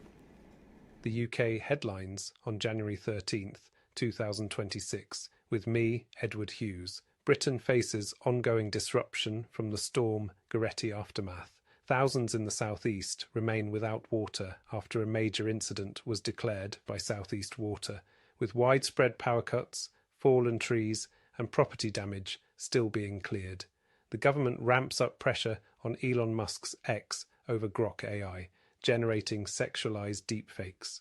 Ofcom launches a formal investigation, and Keir Starmer warns the platform could lose self-regulation rights if it fails to act, calling it insulting. I think he looks rather good in the suit. He's quite handsome, isn't he? We've got some results coming in already on the poll, by the way. The poll is out there to vote on the YouTube channel. If you're on the chat, you can find it there. But bizarrely, there's a very sort of surprise reaction to some of the choices, because we've got, at the moment, 1,500 votes in, just about. George Clooney gets 9%. Jeffrey Boycott gets 22%. And Adam West, the old-fashioned TV Batman, gets 48%. I'm quite surprised about that. But here's the wrinkle and here's the twist, because there's a fourth option, right? And I'm not sure why that's there, but it's quite funny that it is there. The fourth option as to who is the best Batman is actually Batman. And it comes in at 21%. So running into third place, who's the best Batman? Batman. Fantastic. Absolutely brilliant. Great show, Mike, says Mark. Thank you very much indeed. Mike, do you read everyone's comments when off air? I try to read as many comments as I can, but obviously there's an awful lot of them. There's thousands of them on every single show. The Mike Graham Show is the real home of common sense and gets me ready for the day, says Walking Contradiction. Joe Root for Best Batsman, says A Minute to Midnight. He's not on the list, I'm afraid. Here. I'm sick of hearing UK news readers, YouTube, etc. coming out with American pronunciations. Pathetic. Yeah, well, listen, one of the stories that we were covering today is that the BBC has been overtaken by YouTube, right? Because it turns out that now more and more people are getting their news and all of their TV production and all of their TV shows from YouTube. Now, it has to be that there's no coincidence, right, that this happened last month. Guess who started a show last month on YouTube? That's right, it was us, the Mike Graham Show. John says this, trying to get the Pedant of the Day award. Remove the assorted props off the shelf behind you and get someone who knows window display or feng shui to redo it. Why? What's wrong with what's behind me? You know, we've got the Mike Graham Show clock, we've got the Mike Graham Show flag, we've got the Mike Graham Show lamp, we've got a couple of plants, we've got the Mike Graham Show sign over there. I think it looks great, actually. I honestly do. And in fact, for those of you who haven't seen it, why don't we give you a little run through what we have here in our brand new studio. We've been here since the Monday a week ago, the 5th of January we started. This is like show number, 8 I think it is. And we're doing brilliantly well. And you guys have been supporting us and it's been fantastic. We've had many thousands of people live streaming the show every single day. And that number is only going to go up. We've got 124,000 subscribers now. We would like you to like and subscribe and get that number up. We've also got another incredible thing going. We're about to hit 4 million views, right? Which is quite remarkable. But have a look at this. We filmed a little studio tour. So if you haven't seen this, check it out.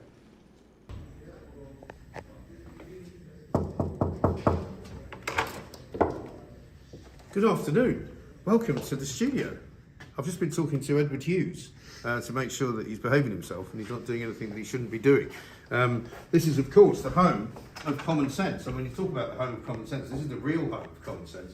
And this is where it all happens. This is the sort of the brains of the whole operation. This is where Pooch sits, where he's got all this incredible equipment. And look at this. These are all the different scenes that we can use. Preview, program, on, off, stop, go. If I press that, you can change the ident of the show. If you press that, you can get a bit closer to the plank. If you press that, you get a completely different view as well. We've got some great microphones. We've got more microphones coming in, actually. There's the clock, and one of the things that so many of you love about the show. And there's another clock over there, by the way, and let's not forget that one. All of these little things are fascinating to me. I don't really know too much about them, but they all work brilliantly, and we are using them every day, in every single way. Now, come back over this way, because I want to show you this. This is amazing, right? This is our sort of private club scene. This is where we're going to be sitting. When I'm sitting here, I'll be interviewing somebody sitting there, and this will be the background. And it looks rather like one of those expensive gentlemen's clubs, doesn't it? Which is rather good. Over here, we've brought some artwork with us because we thought we should. This is actually a painting done by my father of a house I once lived in Swiss Cottage in North London. And this was my farewell, page one, which is what we used to do when I got fired again from the Daily Express, and that was a while ago. Over here, we've got a picture of the Flatiron Building, which is very close to where I used to work when I lived in New York. And then there's a portrait of me, which was very kindly done by one of the viewers from my old show at Talk. Over here, we've got plenty of products, I suppose you might say. This is the sofa, a couple of spare ties, some moisturiser, some lip balm, a little bit of perfume. I bought that from my daughter. Some hairspray. I don't use that much, I have to say. I don't, as you can see. A brush, some headache pills, just in case I'm not feeling very well. Got some hair gel, just in case you need it. We got sugar, we got coffee, we got bananas. In fact, I'm going to have one of these. Here's a movable camera here. Over here, we've got a picture of Ziggy. Some people think it should be in shot. I'm not sure about that, but we'll see. We may have to move it. And over here, another front page that was done for me when I was over at News UK. Over here, this is the Christmas decoration that we had, which I'm being told we should now get rid of. But I don't know, I quite like it. You know, it's Christmas every day here at the Mike Graham Show. And here's the plank for Plank of the Week, which is going to be going out every single week on a Friday at 7 o'clock. Here's the clock, which has been a source of great amusement for an awful lot of people. A nice little side light there. The clock is not necessarily got the right time on it, but we'll see if we can fix that. Over here, we've got some soundproofing, we've got some more lights, and we've got, of course, the great Mike Graham Show YouTube silver plaque, which was presented to us for passing 100,000 subscribers in about as quick a time as anybody's ever done it. I think it was within about 2 weeks of starting off. This is where I sit, and this, of course, is my microphone. Here we've got a little man bag full of things that I may have to put on my face. Got my iPad here, got a glass of water. This is a screen that I use to look at to see what's going on. That's the camera that I look at to see whether I'm doing the right thing. Pooch will talk to me in my earpiece, which I sometimes put in there. And so this is our new home, and we're very delighted with it. Pooch put it together literally in record time. 2 weeks ago, there was none of it here. And we've been going 3 days now. We're delighted with everything that you're doing. We couldn't be happier. Keep your thoughts and keep your ideas coming, and anything that you want that we're not doing, just let us know. And remember, whatever you do, no matter how much of it there is going on out there, do not be a plank. Do not be a plank. Very wise words. And do not be a pedant either, because there's quite a lot of you who are trying to aim to be pedant of the day. I can sense that you really want to be given that moniker. So if you want to make it into a super chat pedant of the day, you'll definitely get it read out. Oh no, says Arandor, I just voted for Clooney as best Batman. I would have voted for boycott if the poll question had been on the poll. Sorry about that. Love the background. It's brill, says Cute Kittens. Mike, stop tutting, please, says Andy Mack. I didn't think I was tutting. You know what? Yesterday, loads of people were saying I had a lisp. Today, apparently, I'm tutting. I think it might be something to do with your speakers, guys.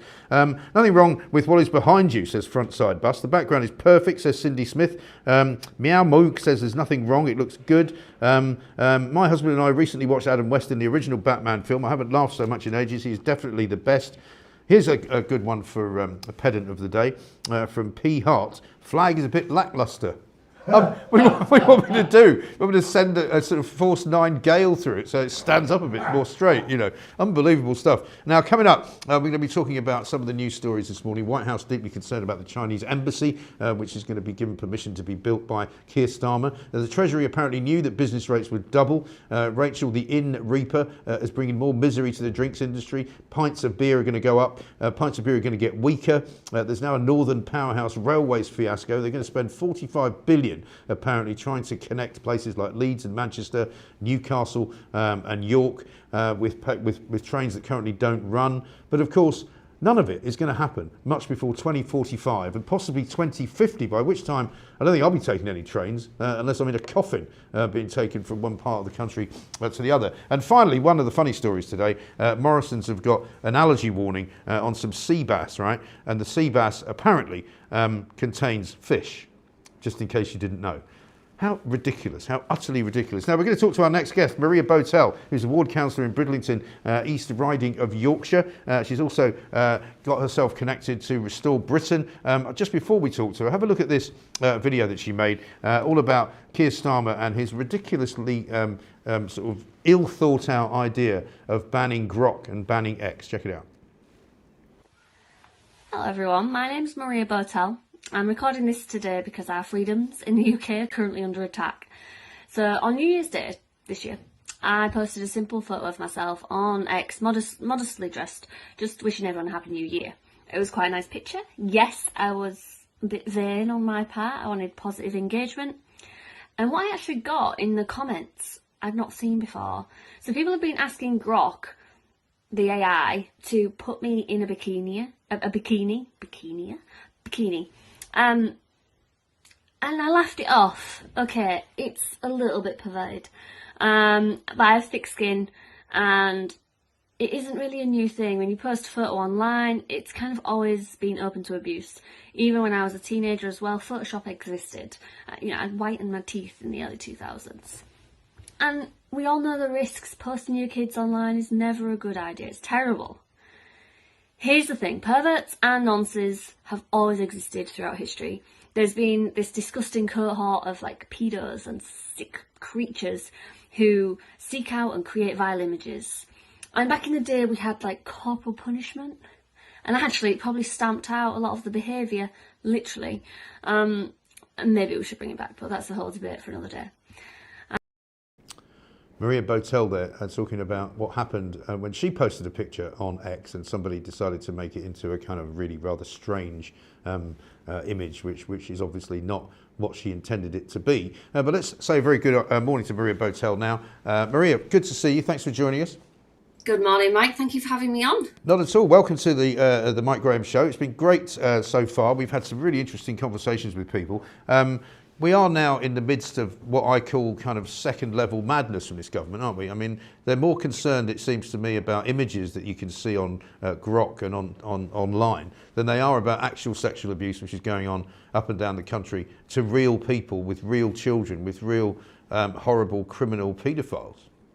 Yeah, it feels like insanity most days, the news I'm reading, because it's like the hypocrisy. I go on to say it in my video. I'm glad you didn't play the whole thing. I'm not used to watching myself back, but sorry.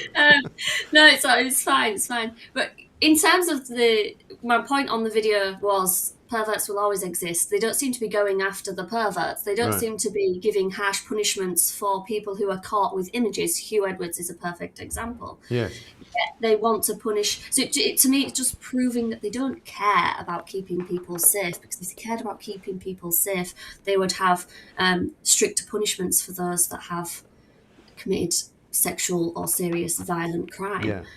They don't seem to be doing that. They seem to be focused more on what people are saying, and people disagreeing with them is more of a danger to them than a whole 30,000 illegal migrants. Well, this is the thing. I mean, it seems to beg a belief that, on the one hand, you've got Keir Starmer saying that, they're going to consider Ofcom banning X. He hasn't posted on X since last week because obviously he realises that would look a bit hypocritical. But instead, the Home Office and his office have now started up a TikTok channel, which is supposed to deter illegal migrants from coming to this country. But, it was only a couple of years ago when the parliamentary estate banned TikTok altogether because of its links to the Chinese Communist Party. Yeah, and it's not just that. It's like, I think it was NSPCC who said that it's actually Snapchat and Instagram are the ones putting children most at risk. Yeah. And I have a son who's a teenager now, so he has just got his first phone. But as a parent, that's my responsibility to monitor, check, look after him, make sure he's educated enough not to do anything silly, that it's open so we can share, and that we're, that he's kept safe is my responsibility, not the government's. So talking about banning social media for kids as well is ridiculous. If you're going after X, which is mostly adults, let's face it, it's not really for a demographic for young people, even though it probably will change and grow, I think, the more that they realise that's where there's freedom. But yeah, I remember being on a dating site, and if they said to me, "Oh, you on Snapchat?" No, they didn't get a reply straight away. Right. See, that's interesting because, I mean, I'm too old for Snapchat. I mean, I know my kids are probably on it, and I know younger people are on it all the time. But I mean, I think I went on and looked at it once, and I just couldn't work it out. I was just like, I don't even know how this works. So it's not for me. And so the thing is that social media kind of is broken down, isn't it, into like when I talk to my kids who are all kind of older teenagers now. And in their 20s, they wouldn't be seen dead on Facebook, for example. They wouldn't even go anywhere near it because it's like, for them, that's for old people, And as you say, Twitter, I mean, I find Twitter to be a really good source of news. And it's, as a professional journalist, it's the first place I'd look. We're seeing the world changing. There's a piece in the Times today saying that YouTube, for the first time last month, has now overtaken the BBC as the main source of television watching in this country, which is why we're here, because this is where it's all happening. Nobody's watching traditional. Okay.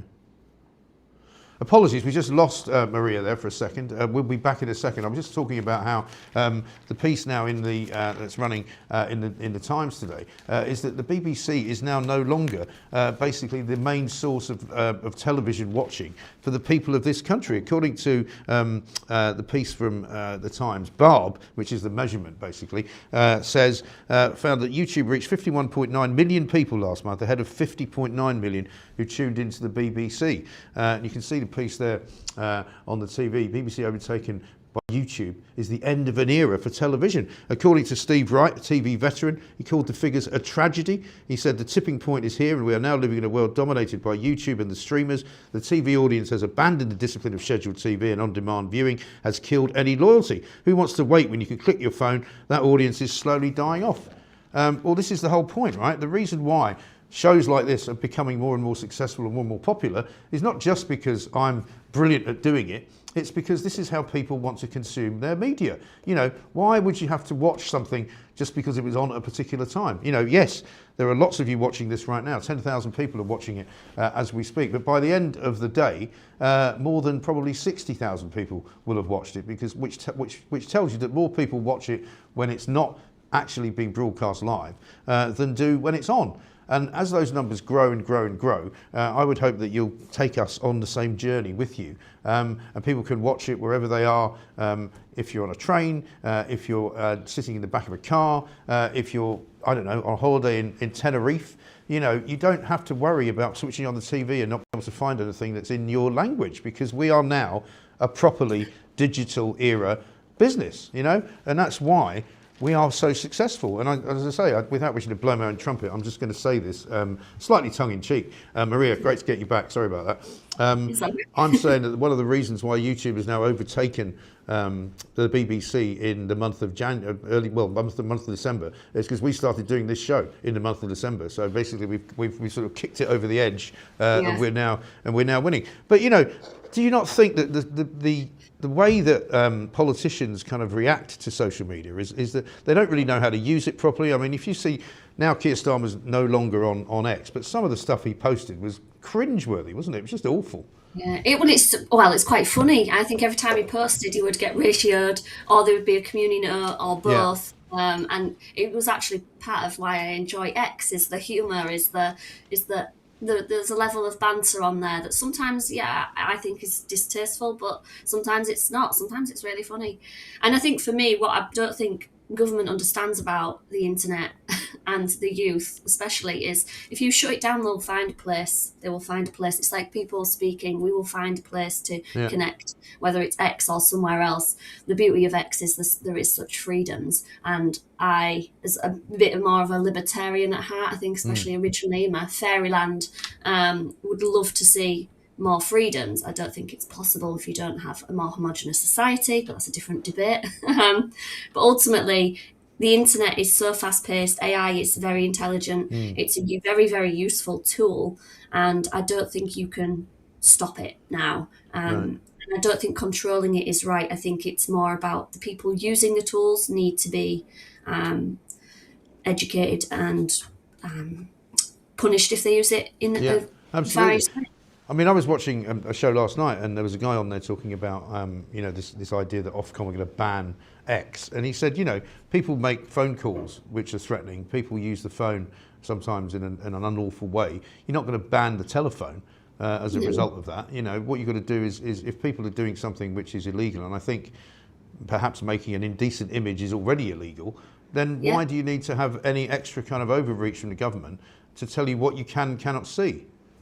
Yeah, well, it's not, because it's not about the images. It's not about keeping people safe. Ultimately, if it was about that, so back on Photoshop, in my video further on, I mentioned I used to whiten my teeth. I remember being a very vain 16-year-old, giving myself more of a waist and bigger hips. Until I had my son, I didn't really have any. So Photoshop was always being manipulable in terms of images.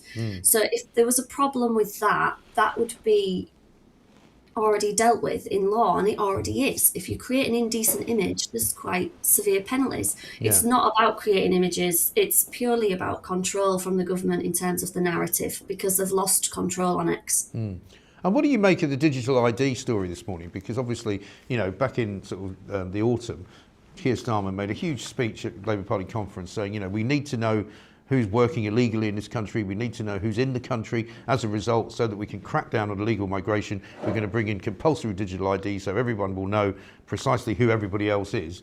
And now suddenly, as of last night, we don't.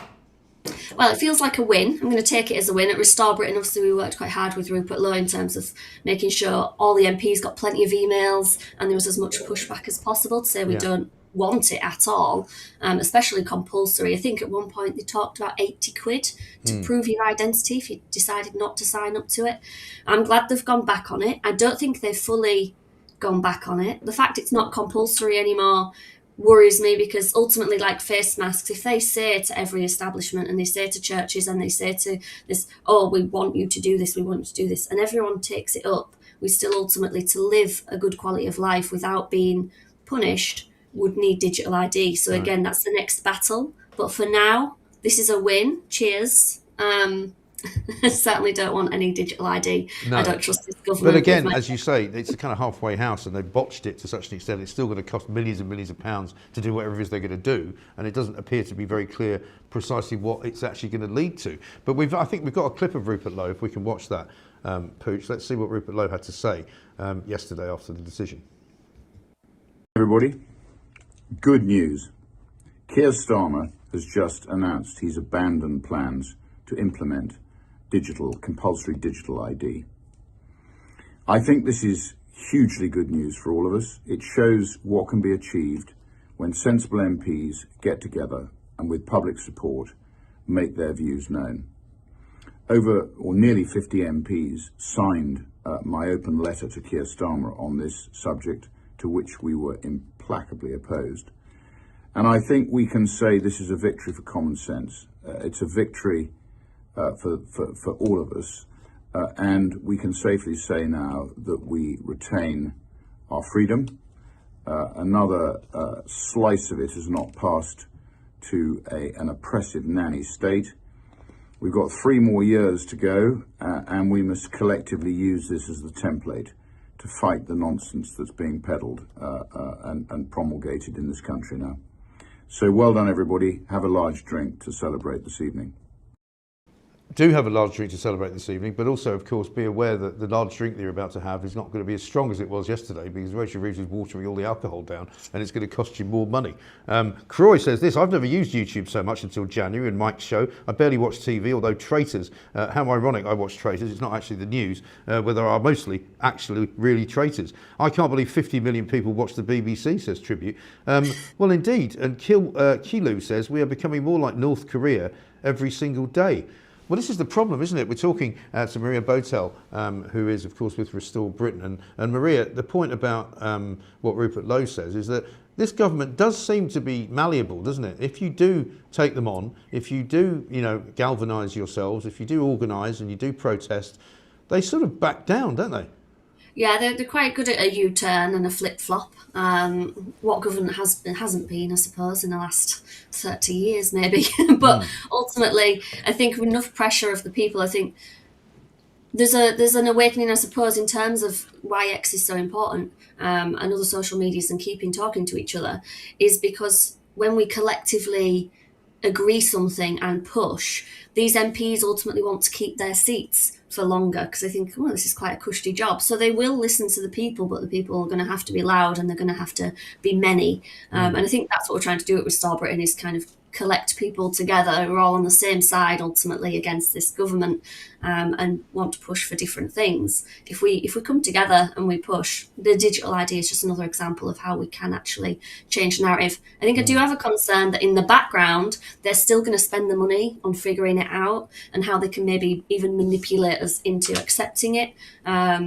But they will keep pushing their agenda. They just realise they can't push it as quickly as they'd like. So if we can slow them down, reverse them as much as possible before 2029 or sooner, all the better.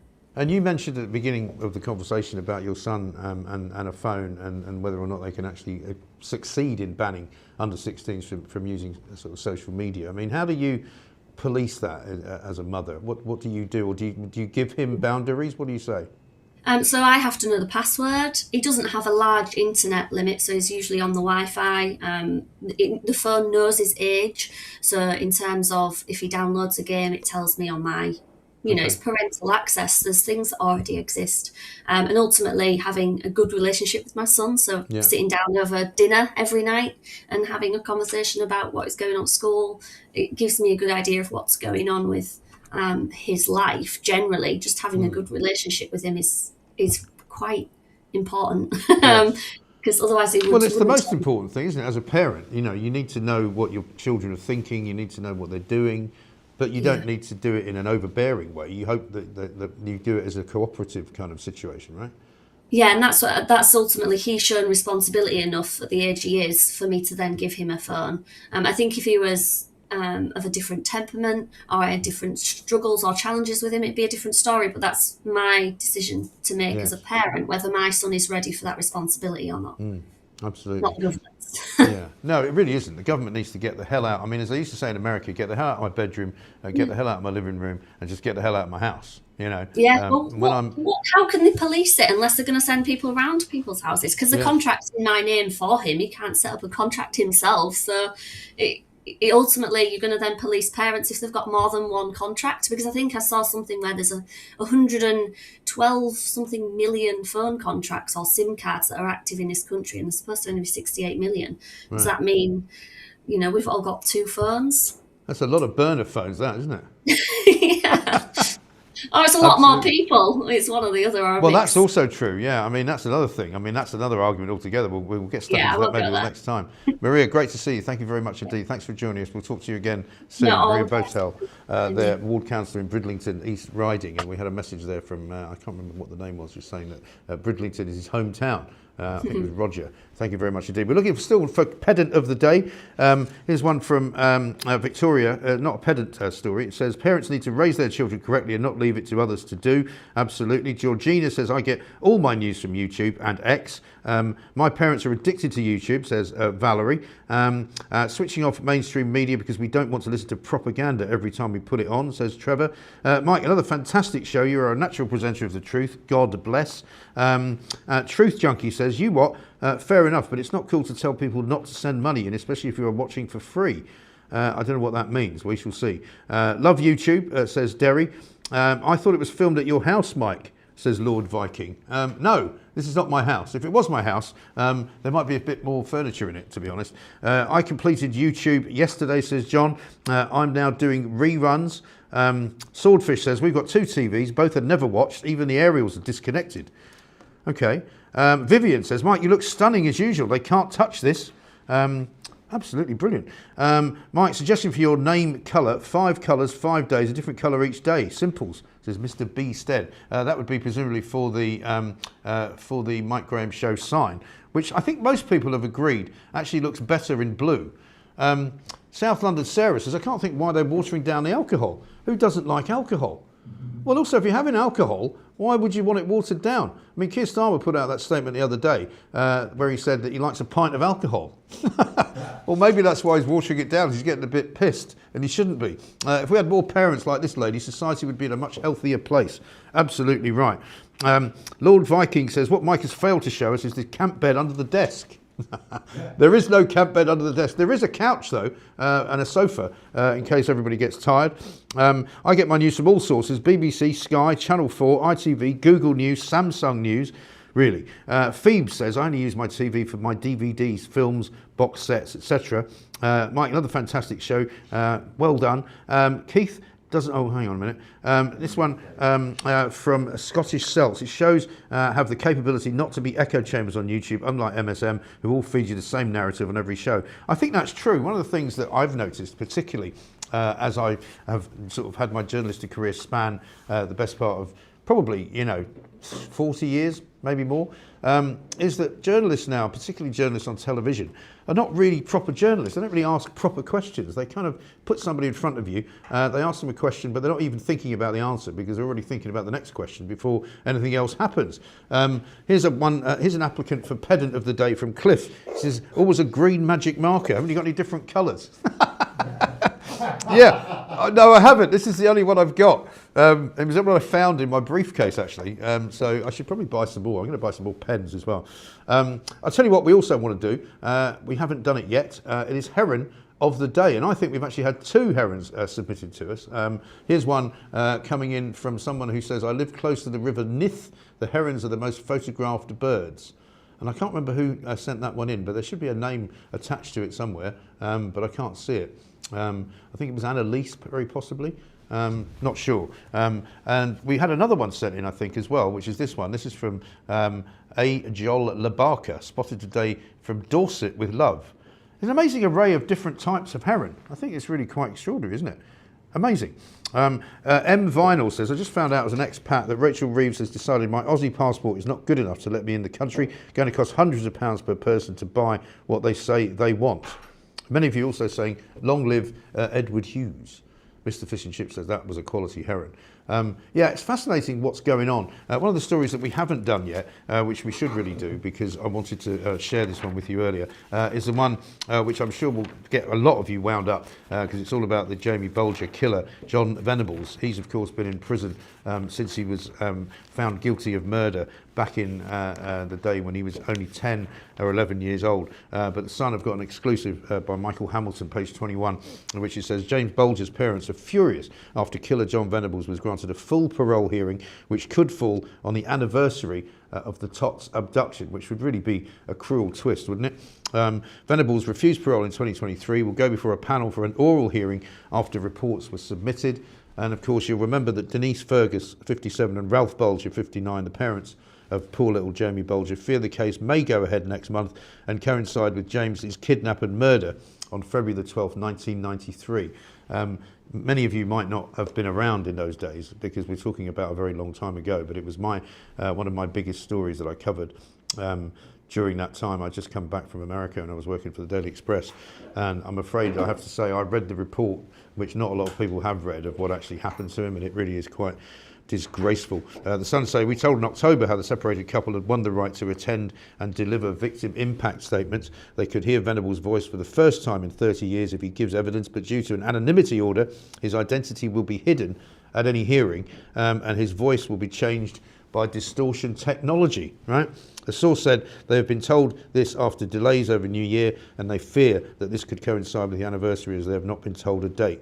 Denise's spokeswoman Kim Morris said Denise faces yet another prolonged period of uncertainty and distress with limited clarity on how decisions are reached or risk assessed. I mean, we've had this problem with the parole board for years and years and years. I mean, I used to cover it an awful lot because the idea that parole boards are run by these kind of left-leaning liberals who think that everybody has a chance to be rehabilitated is just ridiculous. And it really shouldn't be allowed because, you know, some of these dangerous killers get let out and then immediately have to get taken back in again. Venables, of course, was released once, wasn't he? And he ended up having to go back inside because he was found to have been observing child pornography images, and that's not something that he should ever be allowed to do.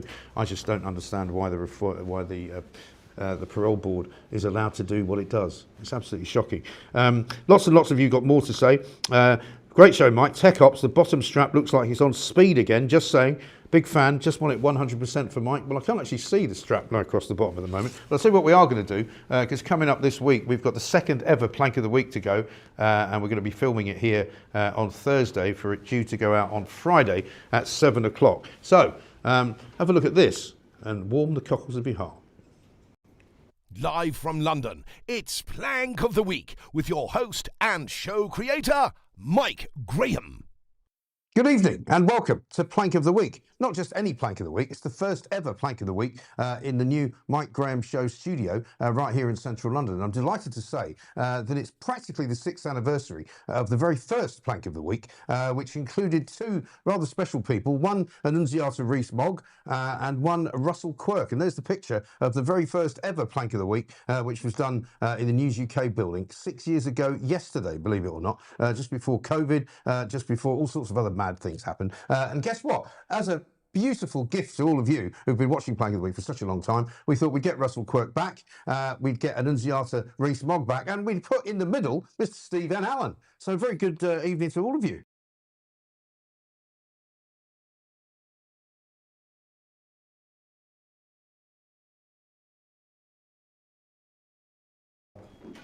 Welcome back to the Mike Graham Show. We are, of course, here every single weekday from 7 until 9. And also coming up today, we've got yet another after show which comes up for Substack subscribers, which is getting more and more popular every single day. Today, as if by chance, actually, because we didn't know this was going to happen, we booked Alan Miller from the Together Declaration because we thought it would be a good idea to get him to talk to us about his various campaigns, including the one against the digital ID compulsory cards being brought in by Keir Starmer. And of course, as luck would have it, he's going to be on after 9 o'clock. And of course, Keir Starmer's now U-turned on it. It's 13th U-turn since he's been in. Absolutely extraordinary stuff. So it's almost as if we knew it was going to happen. So Alan Miller will be here. Lots and lots of you have got plenty to say as well. Studio's now a great view, says Alan. And here's one from Lord Viking. He says, welcome to Mike's Heron Hour. Now looking for the pedant of the day. Lee says, Mike, I find your glasses offensive. Excellent. Very good. I'm delighted to say that we've got a new guest in the studio. Lucy White is here. Lucy, great to see you. Good morning. Very good morning. Welcome to the Mike Graham Show. Thank you. We've only been, this is the 8th show we've done, right? So we're still very much newbies. But I mean, great news this morning, which is in the Times, and I'm sure you wouldn't be surprised to see this. The tipping point for television, YouTube has overtaken the BBC. No surprise. And it started in December last month. It says, Barb says 51.9 million people watched the YouTube last month compared to 50.9 million who tuned into the BBC. Steve Wright, a TV veteran, has called the figures a tragedy. Well, cheerio, BBC. You know, nice knowing you, and don't let the door hit you on the arse on the way out. Yeah, I mean, what do they expect? They just lie about everything, or they just hide information that isn't suitable for them. So nothing. I don't. You know. Goodbye, BBC. Exactly. I don't think anyone will mourn the loss of it. We've got plenty to talk about this morning. I mean, obviously the U-turn over compulsory digital IDs is a massive story. The 13th now U-turn that this government has made since they've been in. They haven't even been in 2 years yet. Yeah, flip-flop Starmer. Yeah. Just uses. I think he just goes with the wind. He's just blown around. He doesn't have any backbone to stand up for what he actually believes in. No, because he said that this was going to be absolutely and utterly necessary in order for us to know exactly who was in the country, to know exactly who was working illegally, to stop illegal migration, and to make sure that, you know, these nasty, horrible people coming over on small boats who used to be welcomed by the Labour Party but who are now no longer welcomed, wouldn't be allowed to come. So he's just literally thrown it all in the river, isn't he? He's chucked it all in the channel. Yeah, well, it's ridiculous. His rationale for introducing digital ID in the first place was to stop or curb illegal migration. Yes. But we know that to do that, you simply have to detain and deport them upon arrival. They shouldn't even step foot into the UK. Right. So why should hardworking people like ourselves and the viewers have to suffer from digital ID and be censored because the government cannot control our borders? It's just insane. It really is. And why should we also, as you know, contributing members of society, not just, you know, financially but socially as well, have to pay for all of these people who are coming here to be supported by the state, i.e. by the taxpayer, for the length of time that they do it. I mean, we've got people now, I mean, I see, as I'm sure you do, and you've probably spoken about this, you know, film after film after film, interview after interview, people going out and talking to some migrant communities, people who are literally on benefits and who have been on benefits since arriving in this country 20 years ago. Yeah. You know, this kind of myth that used to be purported, I mean, because we've been talking about this for a long time, you and I, but, you know, 5, 6, 7, 8 years ago, you'd get people coming on, these kind of lefties saying, oh, but, you know, asylum seekers aren't allowed to claim benefits. And it was all rubbish, right? Yeah, of course it's rubbish. We know that last year the total asylum bill was £6.4 billion. Yeah. And the fact is, this is what angers me the most. The government don't seem to understand or get through their heads that they say, oh, okay, we're going to shut down the hotels because you don't like that and it's very expensive. Yeah. And instead, they have the audacity to dare say, instead of putting them into hotels, we're going to move them into houses. Right. We don't the point is we don't want them in the country in the first place. Right. Whether they're in a house, a hotel, a camp, I don't care. I just want them out of the country, and so does the country. Because agrees. I think the thing is, we've all, I suppose, taken a bit of a step back and gasped a little bit actually. Because I mean, I'm again, I say things that most other people don't say. Because I don't know about you, but when I watched the Iranian demonstration outside Downing Street the other night, where there were 30,000 people, I found myself saying, you know, and I know that they probably left Iran because, you know, they might have been in danger of their lives being ended, or their families might have been killed or something, I don't know. But how is it that we've got 30,000 Iranians who are able to go on a demonstration about Iran in London? Yeah, no. So doesn't that seem a bit weird? It does. It seems that any other country or any other cause are allowed to march on our streets and protest openly. But when it comes to the actual English or the patriots or the nationalists, we're called far right or terrorists, etc. Even if you look at the Pink Ladies who were protesting outside the Epping Hotel. Yeah. Apparently that's not allowed, but apparently if you're protesting for the freedom of Iran, that's allowed. But what? Yeah, or Palestine even. Yeah, of course, or Palestine. Yeah. But what concerns me is that this country, as you know, Mike, our free speech is being suppressed. Keir Starmer, the Prime Minister, would like to close down X. And yet you're talking about an authoritarian regime in Iran, but we're living in one in the United Kingdom. So this should be the priority, not foreign interests. Yes, well, exactly right. And of course, as you say, there are things that you, if you do, you can say them, but if you say them, you then suffer the consequences, as you did, and in some ways, as did I, but and as do many people. But the point is that, you know, it feels to me that slightly the tide is turning a little bit because, you know, nobody's buying that mainstream narrative anymore. No. Nobody's buying, and even the Labour government is no longer kind of defending what they used to defend. You know, when you see, for example, what's happening in West Midlands Police, where you've got a police chief who shouldn't even be there now, who should be out of a job, who's kowtowing to a Muslim community, being anti-Semitic, basically completely turning a blind eye to the idea that Israeli fans were going to have to be banned from going somewhere because they couldn't guarantee their safety. I mean, it's a joke, isn't it? Yeah. And when, you know, you're going for dinner in Notting Hill in London, very posh part of London, and outside there's a mass row going on because there's a lot of anti-Jewish conspiracy theory holders from Palestine who want it to be impossible to live life as a Jewish person in this country. It's shocking. Yeah, and what's shocking about that football game in particular is that instead of going after the sort of extreme Islamists who are essentially terrorists, they went for the Israeli fans and said, you can't come, when they were not the problem.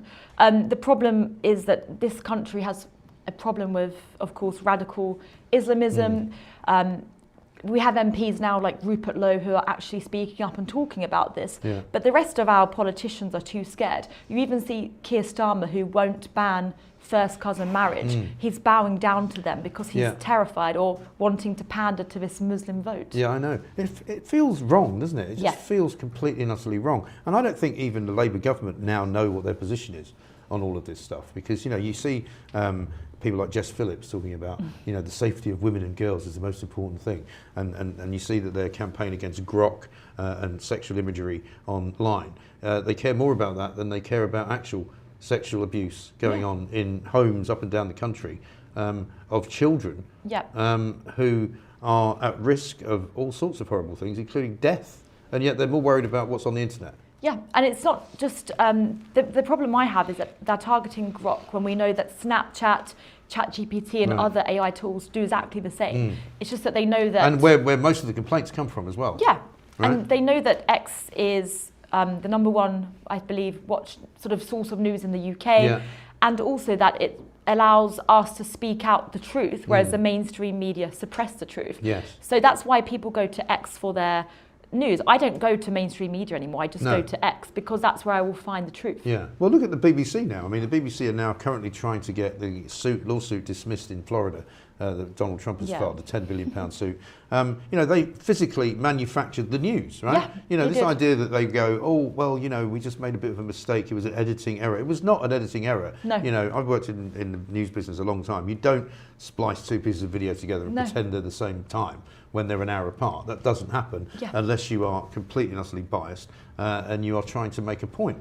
And that's why it happened, isn't it? Yeah, but I think giving another example of the mainstream media. So when The Guardian wrote an article about me a couple of months ago, they basically put a paragraph talking about the weaponization of sort of groups that will weaponize anti-migrant, the protests at the hotels. But actually what they didn't say was that those protests were because Axel Ruda-Cabana murdered 3 girls and attacked many other girls in Southport. And instead they say the far right are trying to weaponize this for their anti-migrant rhetoric. So the mainstream media will twist and blame you and villainize you when actually they don't tell you the truth, which is why were there protests? It's because of a murder by Axel Ruda-Cabana. The same with Yepping Hotel. They will say, oh, these protesters are outside, they are the bad ones. But they don't tell you, or they will try to suppress the fact that an Ethiopian migrant sexually abused a girl from that hotel. Right,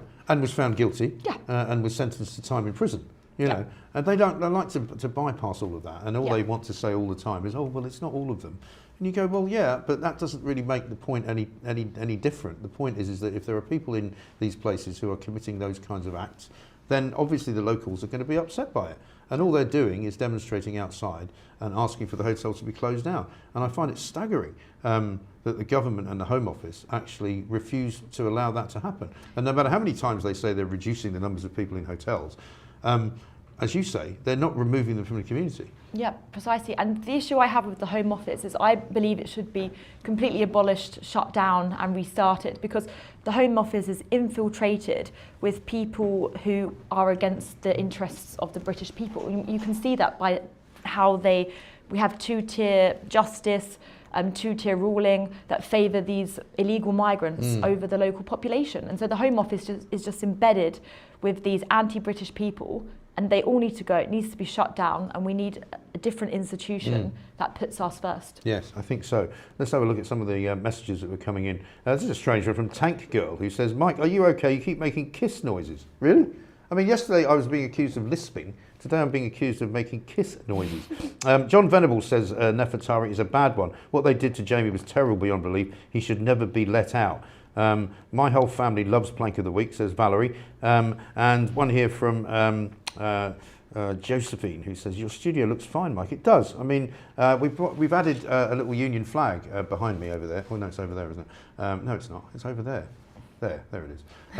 Because people love to complain about the fact that they don't like the light, it's not the wrong colour, you know, I'm wearing the wrong tie, you know, I make strange noises. How have you found your kind of, you know, career going since you had a little trouble, a little local difficulty after saying that you didn't think anybody who wasn't British should be allowed to stand for Parliament? I would actually say it's done a lot of good. So what I find is that in politics, when you make a cut-through statement, which I did, just to remind everyone, my statement was, nobody born in Pakistan should be in the UK House of Parliament, in the UK House of Commons. I mean, you can't be President of the United States of America Exactly. if you're not born in America. Nobody thinks that's a racist statement, do they? No. Well, and also if you go back to the Act of Settlement 1701, what it states is that you had to be born in the kingdoms of England, Wales, Scotland, etc., or the dominions. And back then, Pakistan was not a dominion, nor was, say, Iraq or Egypt. And so back then, they would not have been allowed to enter Parliament. So what I'm saying comes from a place of legislation. And they tried to label it... historic sort of precedent. Exactly, and they tried to label me as a racist, but the same would apply to someone from Poland or Albania, so it's not even about race. Right. So what happened But I suppose they would say, well, you did pick Pakistan, but I mean, you could have picked Poland, and it could have been the same thing, right? Yeah, although, of course, I don't think there's a larger Pakistani presence in terms of MPs. So what I found was that the mainstream media, they will label you as racist to try and shut you down, because what I'm saying is, of course, correct. The Guardian and the Daily Mail, all the comments were in agreement with me. So it actually fired back on them, because it's just common sense. You know, you shouldn't have to justify England should be ruled by the English. That should be common sense. Just as if I go to, well, I'm not going to ever go to Pakistan, but if I went there or to another country, you would expect, or Japan, you'd expect their people to be governed by their people. It's just common sense. Well, it's the same argument that people make about the flag, isn't it? Because we were talking about this earlier on today.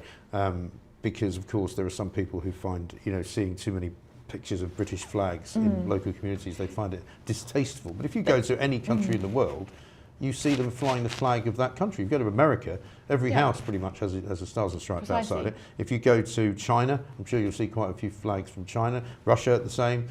Most European countries, even Scotland and Wales, they are much more kind of out there with their flags than the English are, because in England it's been said to be wrong. Yeah, but in terms of what opportunities has happened, like what sort of opportunities have presented themselves to me since this incident, I would say it's been overwhelmingly positive, because I've essentially opened a space to make it safe for others to talk about, why are there foreign people in our UK politics. And what I would say that's led to is we've seen Restore Britain and Rupert Lowe now challenging, why are there foreigners allowed to vote and stand in British Parliament? So there was a case of the Bangladeshi candidate of Reform, who's not even a citizen, he's on ILR, he was here on a student visa, yet they made him a candidate. And how was that even allowed? And that comes from the 1983 Representation of the People Act. So it's understanding how are these obscene, crazy things allowed to happen. And you go back to the legislation and you say, okay, well, 1983 was actually very recently. So in our centuries long of legislation in British politics, 1983 was essentially 5 minutes ago. So the destruction of what I would call, the destruction of our political system have been made through these acts that occurred essentially 5 minutes ago. So it's about going back, repealing and avoiding these acts so that we can restore a pro-British Parliament. And I think that way the country will be going up rather than going down. Yeah, I think it's definitely part of the problem. We're out of time, unfortunately. Lucy, great to see you. Thank you very much indeed. Good to see Lucy White there, who of course you can find on X before Keir Starmer bans it. That's been another fabulous show. Thank you to all of you for watching. We'll be back, of course, at 7 a.m. tomorrow. Coming up after 9 o'clock, though, if you're a Substack subscriber, we've got Alan Miller joining us to talk about the digital ID fiasco at the heart of this Labour government. First they wanted it, now they don't want it, but they're going to make you pay for it anyway, even though it won't work. How ridiculous is that? Finally, of course, thanks to Pooch, thanks to everybody who sent great messages in. We did, I think, find the final pedant of the day, who I think was the guy who said, was it not? Here, the seventh brick up on the third row down is slightly the wrong shade of reddish brown. Please change it. We'll give it to Event TV. Well done. And of course, what we can also tell you is that despite the fact there's an awful lot of it about out there, do not be a plank. This is my green highlighter pen. Remember, despite all of the others out there, it's always the others. Don't be a plank.